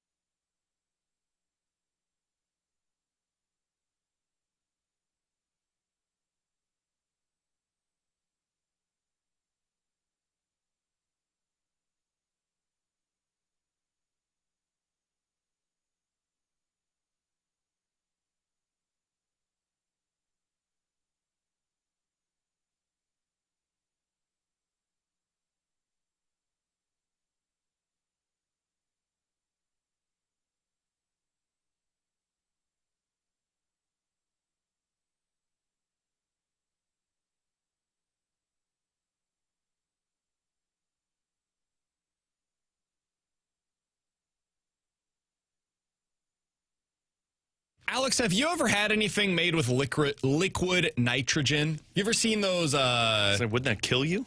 No, like they'll. There's ice cream that you can put into liquid nitrogen and ready to go. Make food that way? No. Are you thinking of like Cold Stone? Is that what you're thinking of? Okay. Liquid nitrogen. Is that what that is? Yeah. I didn't know that. Yeah. Yeah, it flash freezes things. Yeah. That doesn't feel healthy. Probably not. A man was left fighting for his life after his stomach was ruptured by a liquid nitrogen cocktail served by a celebrity chef during a corporate Christmas party in Moscow. Okay, cool. So don't enjoy liquid nitrogen, ladies and gentlemen. Were you hoping I said yes all the time and you say, cool, your stomach's going to explode? The incident reportedly took place at the Game of Tables culinary studio, where guests were being entertained by a flashy cryo show led by an unnamed celebrity chef. The event featured theatrical cocktails chilled with liquid nitrogen, a substance commonly used in professional kitchens, but extremely dangerous if it is consumed before it fully Just like evaporates. at what point, as an individual, a human being says, you know what? Liquid nitrogen's a good way to cook. I mean, there's some cool stuff that you can do with it. I get it, but like I don't Like think I'd make ice cream quickly. I don't think I would be doing nitrogen at all. Yeah, I don't know that I'd want to Dippin' do it Dots on is liquid nitrogen. I love you Dippin' Dots as a Future of company. ice cream, baby. Never really enjoyed Dippin' Dots. Really? Yeah. You're not a Dippin' Dots guy. I'm with you. I'm not a big never fan got of it. into I'll it eat when it I if was it's a the only kid. thing there, and I want some ice cream. No, but- I just won't. I like ice cream. Or, You like Dippin' ice Dots. cream? I I like do ice like cream ice cream. too, Hot man. take. I like frozen ice custard. cream, and I'm willing to say it. Well, Ted BK's Drew's. probably into like the strawberry weird Oh ice God, cream no! flavors. His is like the organic, where it's made from like Strawberry is a weird ice cream Oh flavor. yeah, in this your shouldn't mind? be a flavor. Disgusting. BK eats like the grass. Ice cream's We supposed don't to be- need to talk about your diet Ice over cream's there. supposed to be unhealthy, and if you're having Actually. strawberry, BK eats like grass-fed cow yeah. custard, Got like some yogurt over here that I'm See? about to take Oh, what down. kind? man, What dude. kind? I have been in a Siggies? I have been in a What? yogurt. No artificial flavorings, no added flavors. is it You're no flavor yogurt? No, it's I No, smell it's- strawberries. Yeah, it's mixed Oh. berries. Yeah. But there's just no artificial Man, stuff I in have it. been in Oh. a yogurt kick these days. I bought some oat clusters that I put sure, in with yeah. fruit. Oh man! Speaking of diets, T-Bone, you want to? Yeah, I think I'm going to start doing overnight oats. Is what I think I'm going to. Dude, start overnight doing. oats are fun. They look I- pretty good. I've seen a good recipe that I want to try. I don't with think T-Bone apple. would like overnight oats. I don't think Oh, T-Bone really? would like oats. I think I would. I think I would. I don't think Looks T-Bone good. would like oats. No, I've had oatmeal. Like, I'm I can curious. eat All oats. right, I'm not like because- a horse that like would eat it all the time. Hey, Because we know a little bit about T-Bone's other dietary decisions, I'm curious, yes, Brandon. what does the recipe look like for you? Because my guess is there's a bunch of chocolate thrown in, No. there's I peanut was gonna butter do. thrown So what I was in. gonna do is I saw a recipe. It was oats, milk. And then I was going to do Good start. chopped up apples in it and just a little sprinkle of cinnamon on the apples. And That's that's what it? I wanted to do. Yeah. He told me Oh, yesterday. no chance he likes that. No, not no at all. chance. You're You know not going to what? like I'm that. gonna buy this stuff today no maple when I go to the syrup, store. No nothing for told me- No, I'm no trying. sweetener. I'm going to be Oh, yeah, healthier you're not this going year, to like Brandon. that without any sweetener. No I put chance. honey in mine. Yeah. I could maybe do honey. I got some honey. I I could did put the that on non-fat there. Greek yogurt, and I took a bite of it. I go, I saw "Ugh." it. I saw this recipe and I thought that looks good, sounds good. So I'm I going to try like it. overnight oats. I eat them all the time. He told me but- yesterday we were talking about yogurt because I said how much of a kick I'm in. He's like, I've tried yogurt. I never really got into it. He goes, I've tried all the flavored ones, the ones with candy in it. And I'm like, yeah. It doesn't even make yogurt taste good. He said it. I'm like, yeah, that checks out, T-Bone. No, I tried everything. Like I tried some that were like what he's got, and I wasn't a fan. And then I've tried like regular yogurt, not a fan. They do have some that is like Oreos or M&Ms. So I thought, oh yeah, with candy in it, surely it's got to taste good. Can't do it. Can't do it. What is your new? Oh, I'm getting healthier with Healthier tomato diet. wraps. Tomato Explain wraps to us now. what goes into those tomato There's wraps, T-Bone. turkey, Yeah. cheese, Okay, good stuff. tomato, Yeah. lettuce. Yeah. Boom. What else, What buddy? else? Well, no T-Bone? longer no bacon because someone was judgmental about it yesterday. Ranch? You got ranch in there? Fat-free ranch. Or a little honey mustard if you want a little bit more told to me it. yesterday. T-Bone the other day. But it's on a This was a- tomato wrap, so it's healthy. This was in the commercial break, and he goes, "Yeah, I've never tried to start eating healthy. I'm making tomato wraps." And I go, "Oh yeah, what are you gonna? I'm a turkey." Also, who calls them tomato? I don't know. Well, that's why I thought it was like tomato tortillas or something. But That's what they are. They're like This was the order. It's T-Bone. a turkey wrap. This was but the it's order. on a tomato wrap, right? Like, You can't put tomatoes in the wrap and say it's on a tomato wrap. well, no, it is. tomato flavored tortilla. Yeah.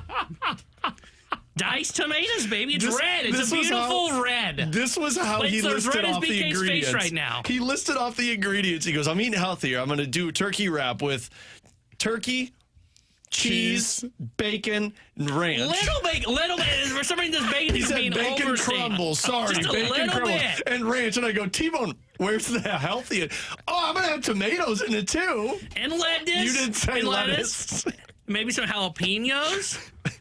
T-Bone's like, I'm gonna eat healthier. Turkey, I was just bacon. like, that's great. healthier. That's healthier than eating out. You were not. Hey, okay. it's That's not true. deep fried, so you're in great Yeah. shape. It is Take the not. ranch out. It is more or less the exact same thing as the snack wrap that you would get at McDonald's, but That's you what are I- correct that you didn't get it from McDonald's, did so say- it is technically better. I said you're getting a snack wrap, just minus the fried chicken. I was just going to skip lunch from now on. no, You know what? I'm No happy- more lunch. Hey, I'm I'm having happy my you're- overnight oats, and then I'm- I'm going to have an early dinner like the old people. I'm happier you're eating healthier, buddy. Just try and actually My eat goal is healthier. to lose 20 pounds in the new year. 20 pounds. I don't think that's going to do it. That's not going to help. Did you see the text that I just saw from the 636? Oh, no. Tanner thinks salsa is a tomato salad. I mean, think about it, basically is. Yeah, see? If you don't think about it too much.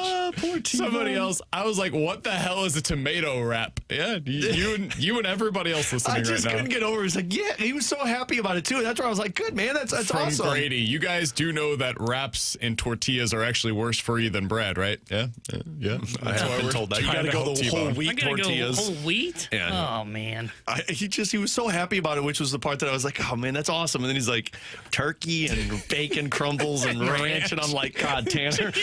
I mean, look, man, you're not And you eating know out. T-Bone's eating the Kraft singles. No. It wasn't the Kraft singles. It wasn't the Kraft singles. It was some shredded pepper jack cheese. He's got a tortilla with a turkey deli slice and just Kraft cheese with a bacon strip and then just ranch. He goes, I mean, He picks it up and it just drips ranch. It's just a puddle of ranch. oh, I forgot the tomatoes. Somebody's I like, love you, T-Bone. top that off with a Diet Coke and you're good to go.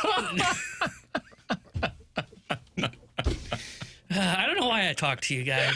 From You the know, 636. I liked it better when I had 5 days and didn't have to talk to you wrap guys. is actually just Doritos. I can't breathe. Somebody else said, I thought it was something new that T-Bone was talking about.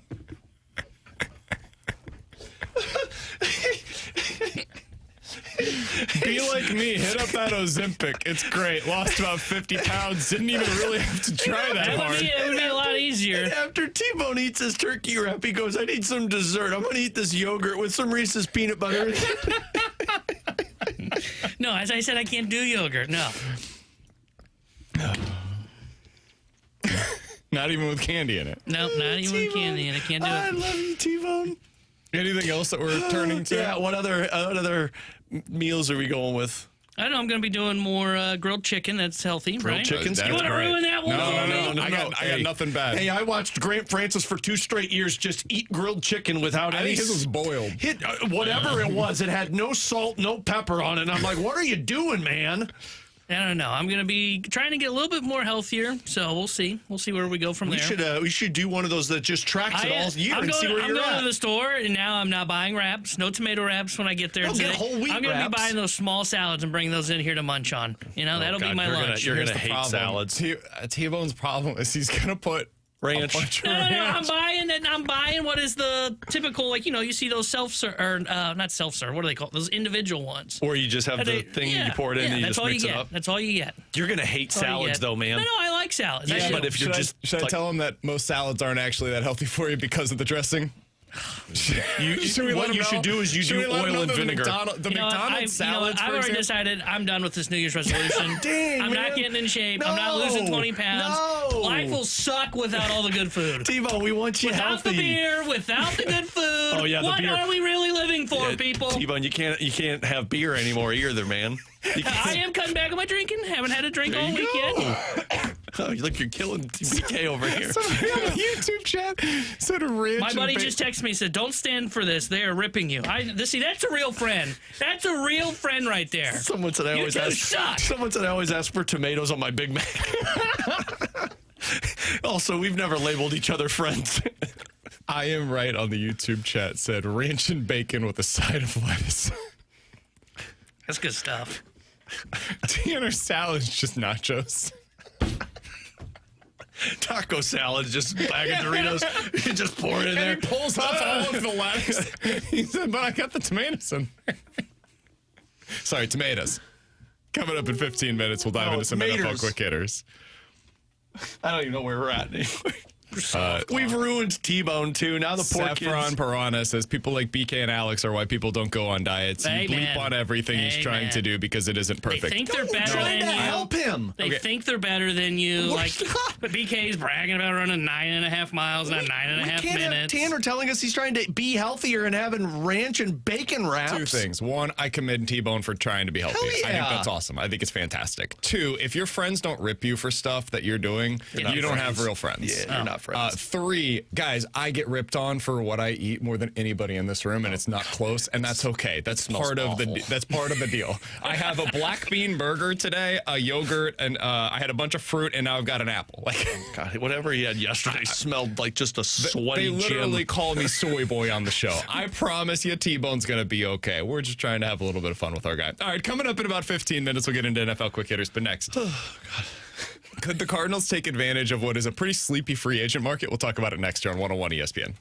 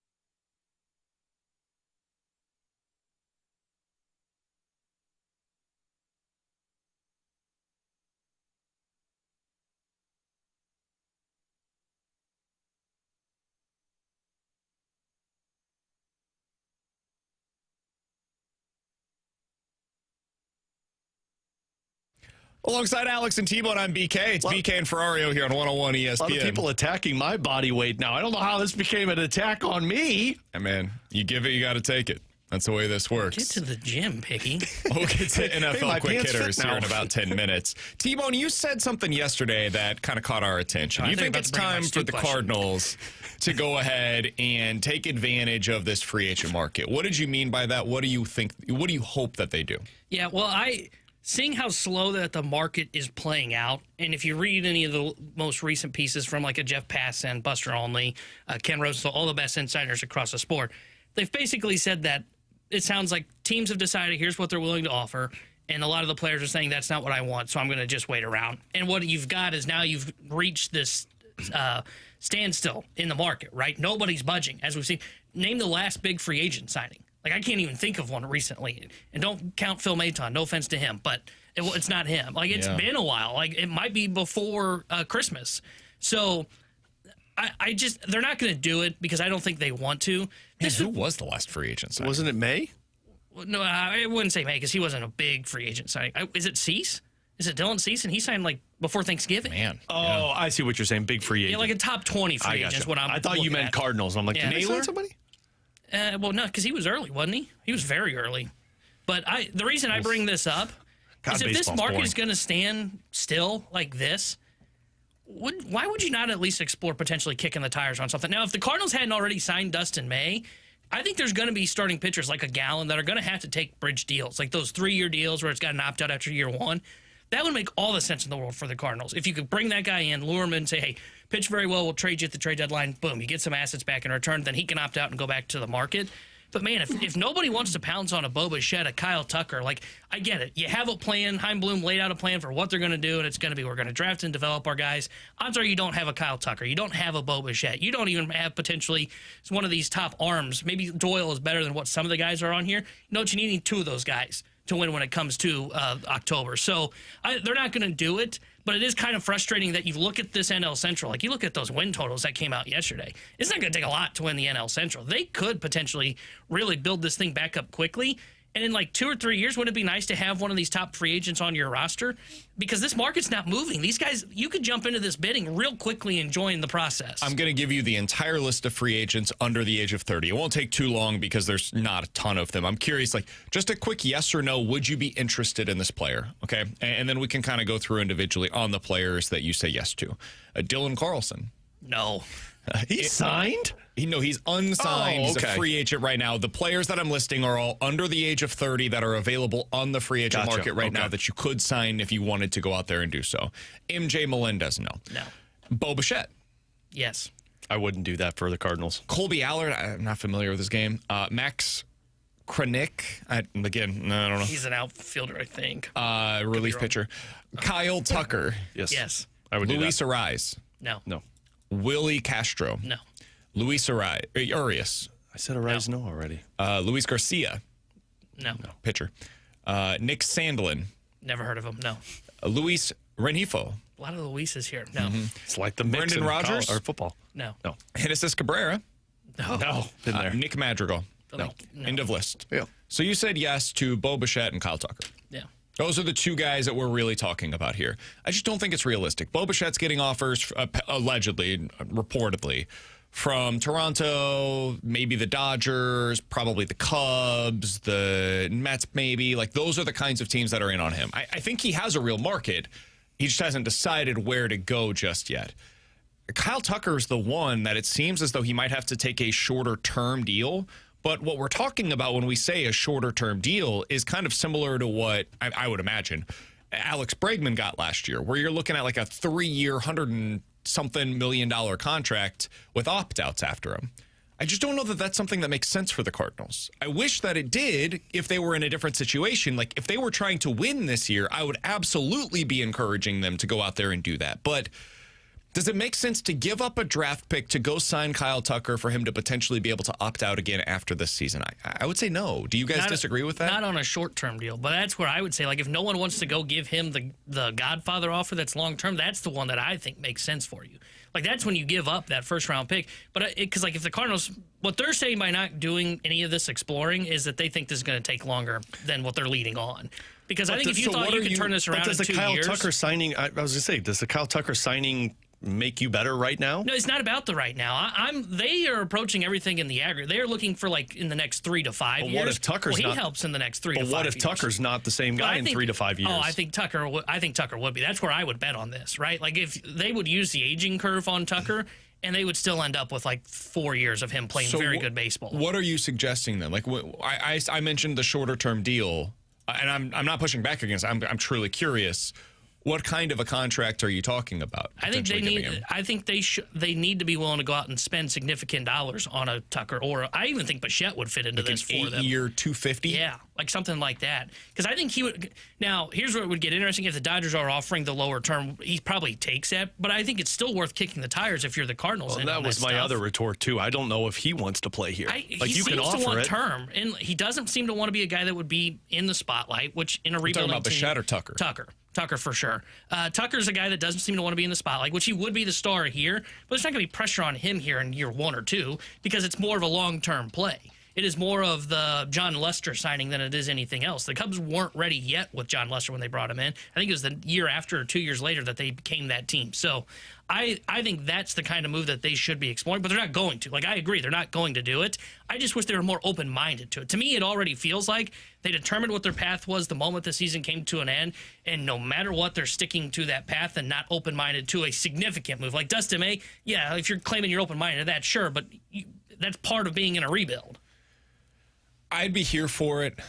The injury stuff has me a little wishy-washy on it, but man, Kyle Tucker's awesome. I mentioned earlier today, somebody on our text line said, like, you guys want Kyle Tucker? That guy's not that good. And it's one text, whatever. But I do think leading at him. I mean, clearly Major League Baseball doesn't see him in that same ilk as Juan Soto, Shohei, like the top guys that have reached the market in recent seasons. And I agree with that. He's not those guys. He is much closer to Paul Goldschmidt as an outfielder than he is Juan Soto. Paul Goldschmidt was awesome, man. He was great. And it wasn't Paul Goldschmidt's fault that the Cardinals fell short, at least in the regular season. It was the fact that they didn't surround him with the necessary talent. Once he got to the postseason, yeah, he fell short. Well, Kyle Tucker has a heck of a postseason track record, too.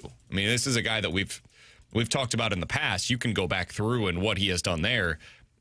He's had some success. So, yeah, I don't really have much of a pushback. If he's somebody that's going to have to take a smaller value overall than what we were expecting going into the offseason, like Fangraphs had him projected 8 years, $280 million.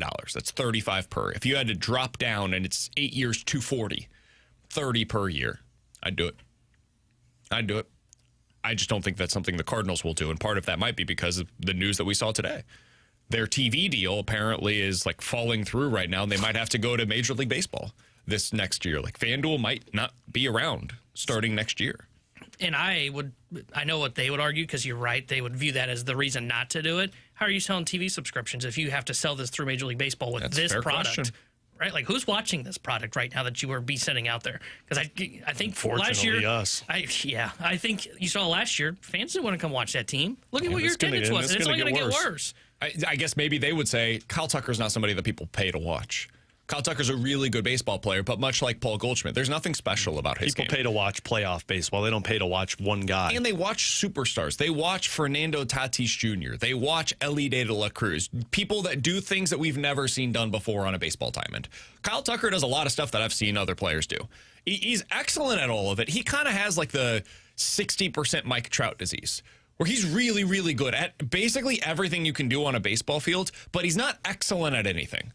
He doesn't have any one tool that I can look at and say, well, that's what you're betting on here. You're betting on just the well-rounded player. Goldschmidt also is a guy that kind of fits into this criteria. Just somebody that, I don't know, like he's really good at everything. Can I argue that guy fits St. Louis, though? To a degree. I think St. Louis might be, though, like ready for that next superstar. The guy that does something that you've never seen done before on a baseball Could diamond. argue that for the Cardinals and the Blues. I mean, like, think about, I would actually argue the opposite, T-Bone. I would say, like, Yachty did stuff behind the plate that we hadn't really seen done. Ozzie did stuff with the glove we really hadn't seen done. Bob Gibson did stuff on the mound that you just, like, you didn't see that kind of a competitor. Pujols as a right-handed batter. Edmonds with the defense. Like, those guys were special at something. The Cardinals haven't had that in a while, man. Mm-hmm. So are you willing to sign up for Kyle Tucker to be your big ticket item when that would now take you out of the market for other guys similar to that in future off seasons, whether that's in the free agent market or the trade market? Maybe the answer is no, and maybe it should be no. My counter to that, because typically I would say yes, right? Like if you were saying he's not a free agent, but let's just say in 2 years you're looking at Tatis, for example, and he said, boy, that guy, his dad played here, that's our guy. Problem is, you know what you're definitely not paying for is that guy, right? I don't think they would pay for the superstar. Tucker's a star, but he doesn't have the flashy stuff. That's the guy that, as we're seeing, baseball doesn't value.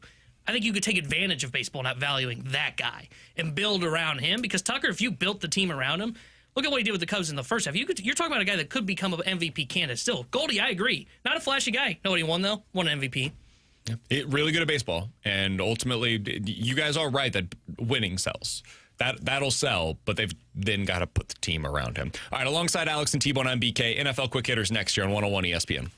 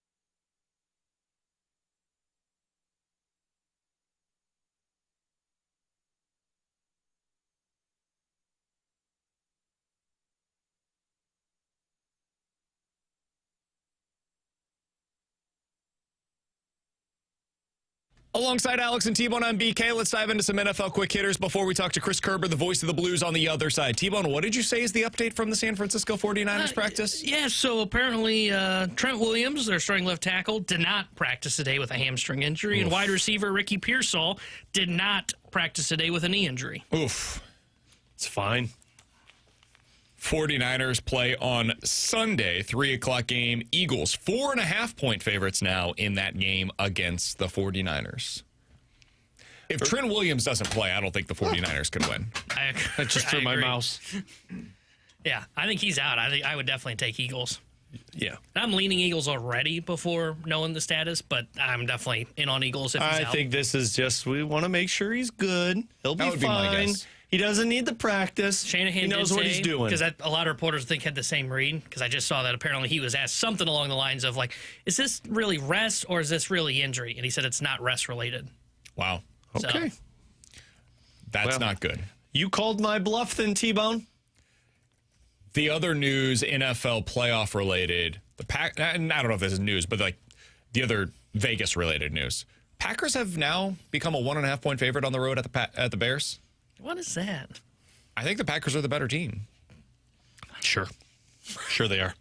I like Caleb Williams. I like the offense for the Bears. That defense has real issues. So does the Packers. That's Without fair. Micah Parsons, and I don't trust your offense with Jordan Love and 0 playmakers. A few weeks ago, these two teams played on the field, and I mean, in the first half, it looked like the Packers were well on their way to win that game, and then Jordan Love got hurt.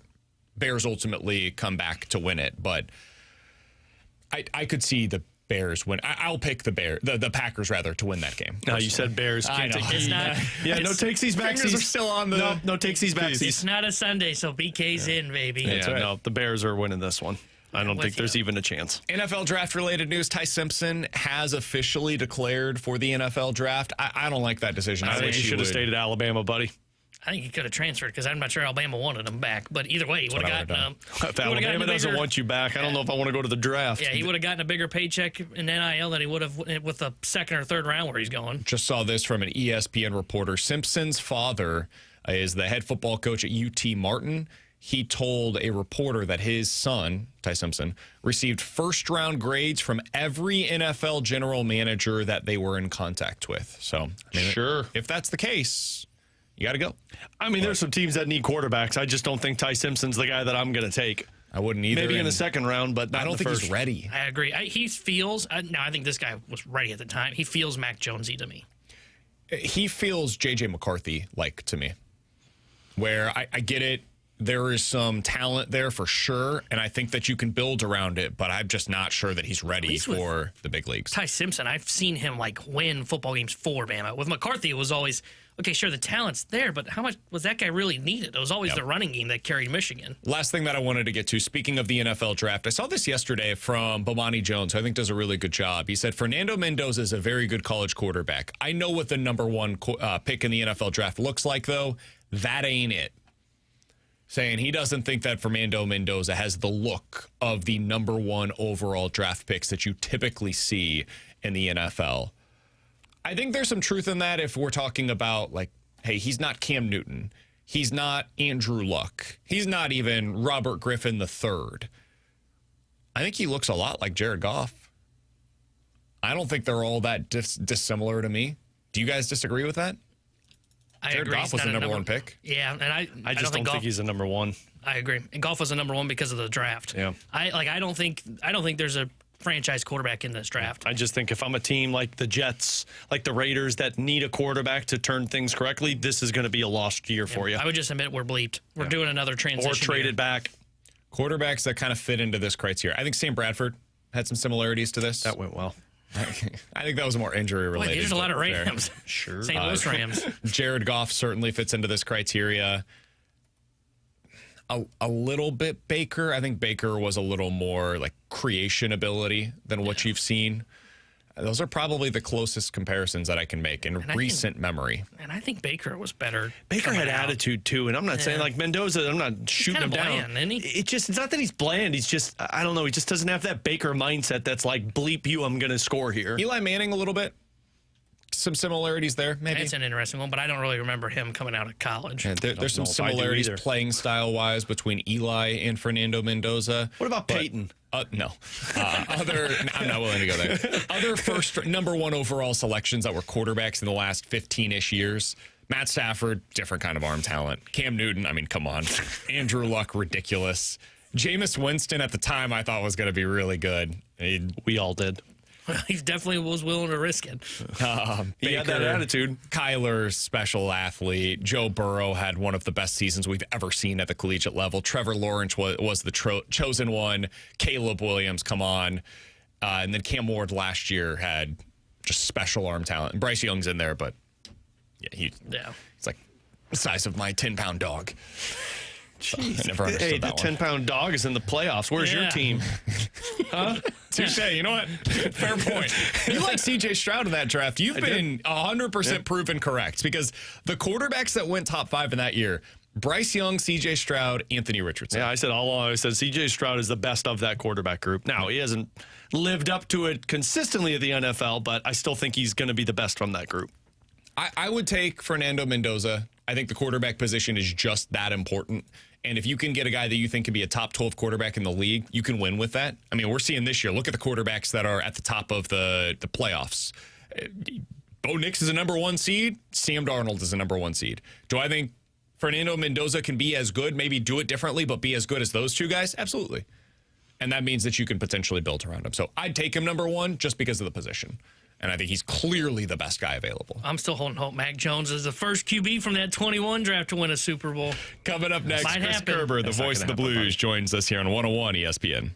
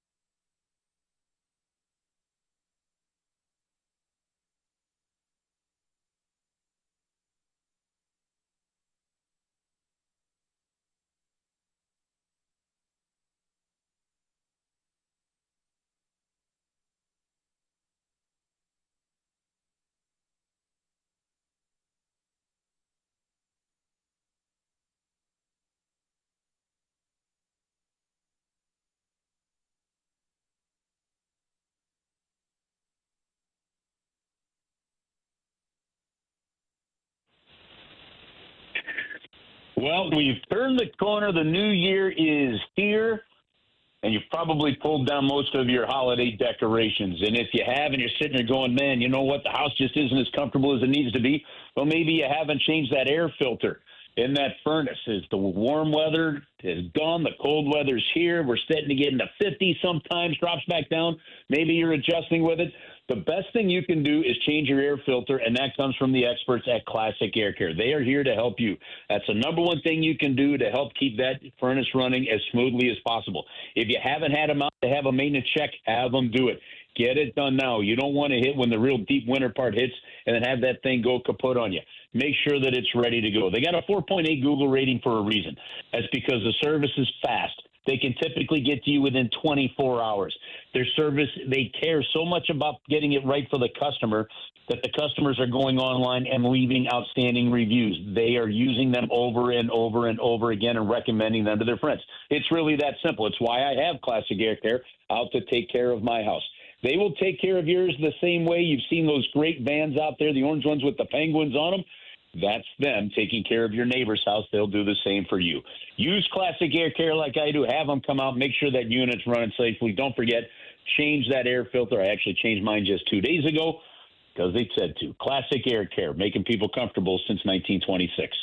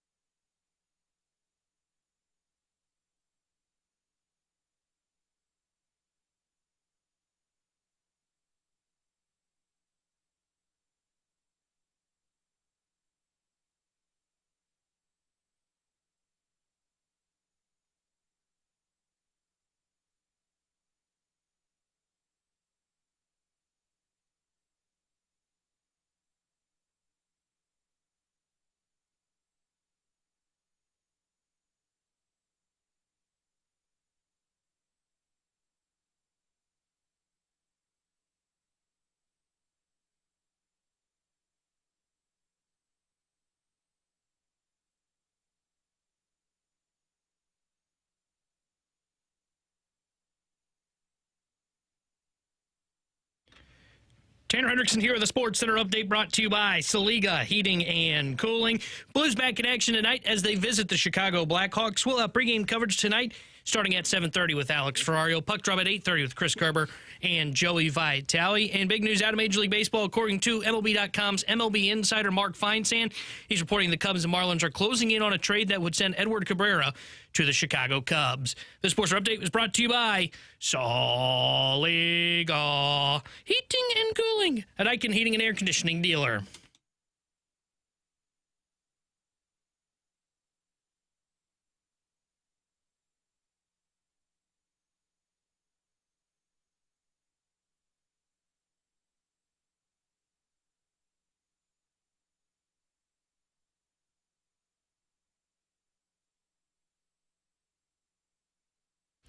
Alongside Alex and T-Bone, I'm BK. Let's go out to the Callier and Thompson hotline to be joined by the voice of the Blues, Chris Kerber, joining us ahead of tonight's game between the Blues and the Chicago Blackhawks here on 101 ESPN. Kerbs, appreciate the time as always. How you doing today?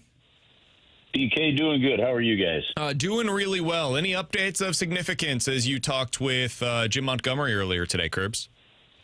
Yeah, you know what? I think the biggest note to make is that Nathan Walker is going to be back in. And, you know, when they announced that injury, they said reevaluated in about 8 weeks. And I got him at about 5.5 to 6, depending on how you count that. So that's some really good news. So we're going to see that fourth line put back together with Sundqvist and Toropchenko and Walker. And I got to think that they're hoping that this line can go on just kind of some kind of consistent run to help start building that identity. And, you know, with Nick Bjugstad on the trip, now he's still on IR, and we don't expect him to play on this trip. He's just starting to practice with the team. You know, eventually there's going to have to be some roster decisions here because I think if you're going to get some kind of consistency, BK, I think the lineup is you might have to see the same lineup 5, 6, 7 games in a row and trying to get guys in and out if the team is playing well. I don't know that necessarily is conducive to hitting that kind of a run. When it gets to that point, Curbs, and most of the time in pro sports, specifically hockey, these things work themselves out. But Do you think they take the path of least resistance with Otto Stenberg headed down to the minors? Boy, he sure is making it hard to make that case to make that decision, isn't he? Yeah. He's doing exactly what you want a young player to do here. So I'll go back to when Larry Plow was general manager of the Blues. He always talks about, I say, oh, you called this guy up? Yeah, he's not here yet. I don't count it until you see the whites of their eyes, because there could be travel issues or something else happens, right?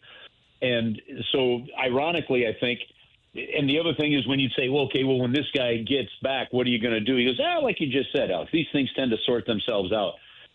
Here's their options.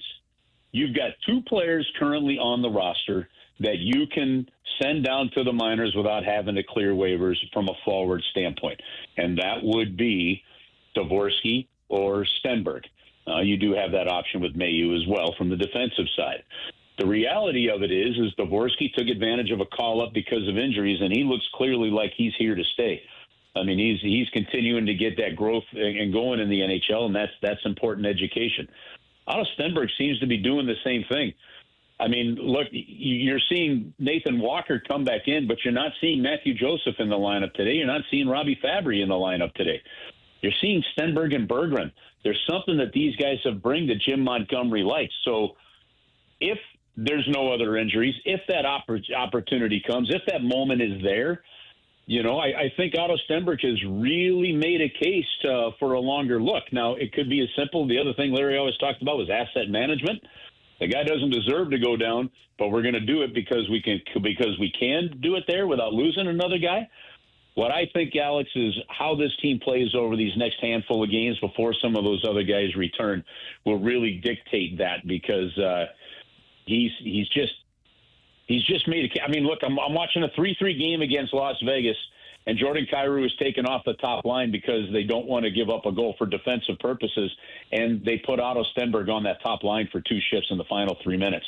That's telling you exactly where they think this guy is right now. Curbs, I would also make the argument that it's good for the long term, and that's something that this team probably should be thinking about right now. I mean, for as close as they are to the playoffs, and we'll have to keep referencing it until it's no longer the case, they're only a few points out. They're also a few points out of the 2nd overall selection in next year's NHL draft. So we can look at it either way. If Stenberg's going to be a part of this future team's core, it'd be nice for him to continue getting these reps with Dalibor Dvorsky and learning what it's like to succeed at the NHL level. Well, how many times does this topic come up, especially with kind of all the shows you guys do when it comes to, say, the Cardinals, right? And it's, well, we want to see what these young guys can do, right? Here's what it comes down to in that scenario. It comes down to when you call up a young guy, does the moment look too big for him? Are there certain things going on? Remember when they sent Jake Neighbors down because they're like, we're not sure we want him around the atmosphere of this team. I love that, what the Blues did with that at that moment a couple of years ago. This, to me, is so far now, I mean, look, he's only played 9 games, but so far the moment hasn't looked too big for him, and that is a good thing. So you're absolutely right. Listen, BK, the more experience he can get around the team going into buildings for the first time, rather than wondering, where do I take a left to go to the locker room here, right? Little things like that make you comfortable. That is all critically important.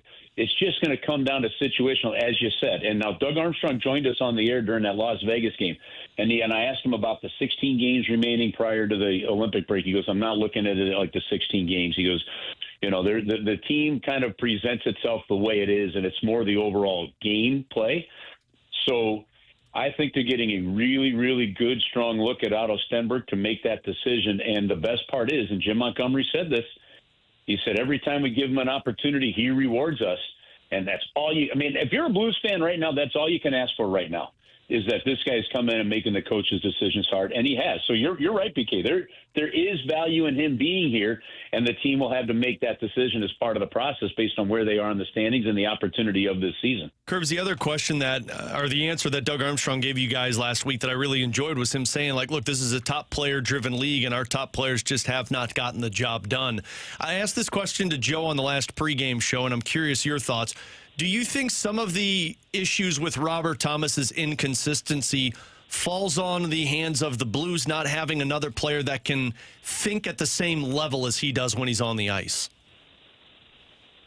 Well, it wasn't a problem in the second half last season, was it? and pretty much all the players that he was playing with in the second half of last season are still here. So in that sense, I'd say, no, I don't look at it that way. And I don't have the reason, guys. Let's face it. First half of this season, it wasn't just one top guy. It was a grouping, that just weren't playing well, weren't producing, and then eventually, over the last few weeks, obviously, last 4 weeks, the injuries have really become a factor in that top player category. No, I don't think it's that. Now, yes, there are certain players you're going to have more chemistry. I do believe in time he's going to figure out a chemistry with a guy like Snuggerud, and Snuggerud is going to absolutely snipe. I do believe that Robert Thomas has the ability to score 30 goals. I don't believe the Blues are enough of an offensive threat right now that are putting teams back on their heels right from the start of a game like Colorado would do to you. But those guys have to play through that and earn it. I don't know that it's any one guy's inconsistency, Alex, and this isn't skirting the question. It's baffling. It's been the inconsistencies of many all at the same time, and that is really hard. Robert Thomas can make 3 great plays, and if Pavel Buchnevich can't get a shot off on 3 straight plays, is that Robert Thomas, right? If it's you can just use those examples throughout the whole thing. I'm looking at actually, guys. I'm looking at something very different tonight. Watch the game tonight. Well, listen to the game tonight, and then watch on Friday. I'm watching the passing. The passes from the D to the forwards. Is it on the guy's tape? Is the forward able to actually catch it? And there's 3-on-2s, there's 3-on-1s with your top players where the Blues aren't even getting scoring chances sometimes or a shot on goal. Those are the things that have to change. And when those things change, those numbers are really going to start to change too. Blues back in action this evening against the Chicago Blackhawks. I know my son is certainly excited to watch this one. Unfortunately, it begins at 8:50. He won't stay up? Right here in your home of the Blues, 101 ESPN. Chris Kerber, the voice of the Blues, on the call on the radio tonight. You'll only be able to hear them right here on 101 ESPN. Kerbs, appreciate the time as always, man. We'll talk with you again next week. BK, it's Blues Blackhawks. If you're allowed to stay up for any kind of a game, it might be this one. Yeah, nah. Hey, Kerbs, I'll tell We're Luke trying to get back into the up. routine of things this week, Kerbs. Not happening. All right, have an awesome week, fellas. See you when we're back in town. That's Chris Kerber, voice of the Blues. Appreciate his time as always. You leave him up, man. Let the kid live. Yeah, he can live. My girls are going to be in bed by 7:30 last week. He's Alex. That's T-Bone on BK. Rewind is next.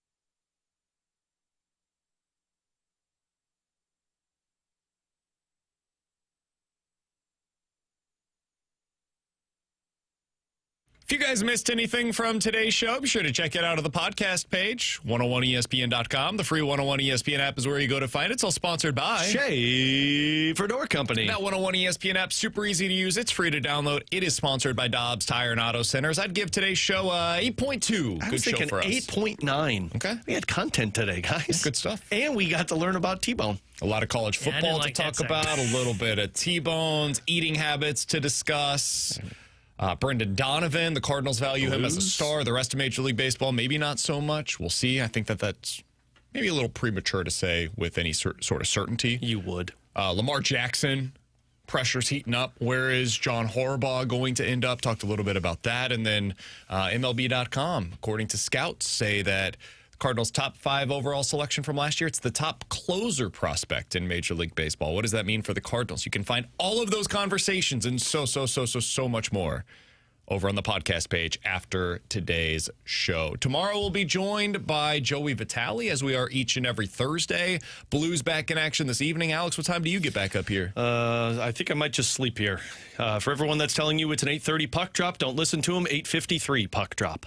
Right here on 101 ESPN. Darn tootin'. We've got it all for you. You want local coverage? It's here. Has pregame coverage starting at 8 or 7:30.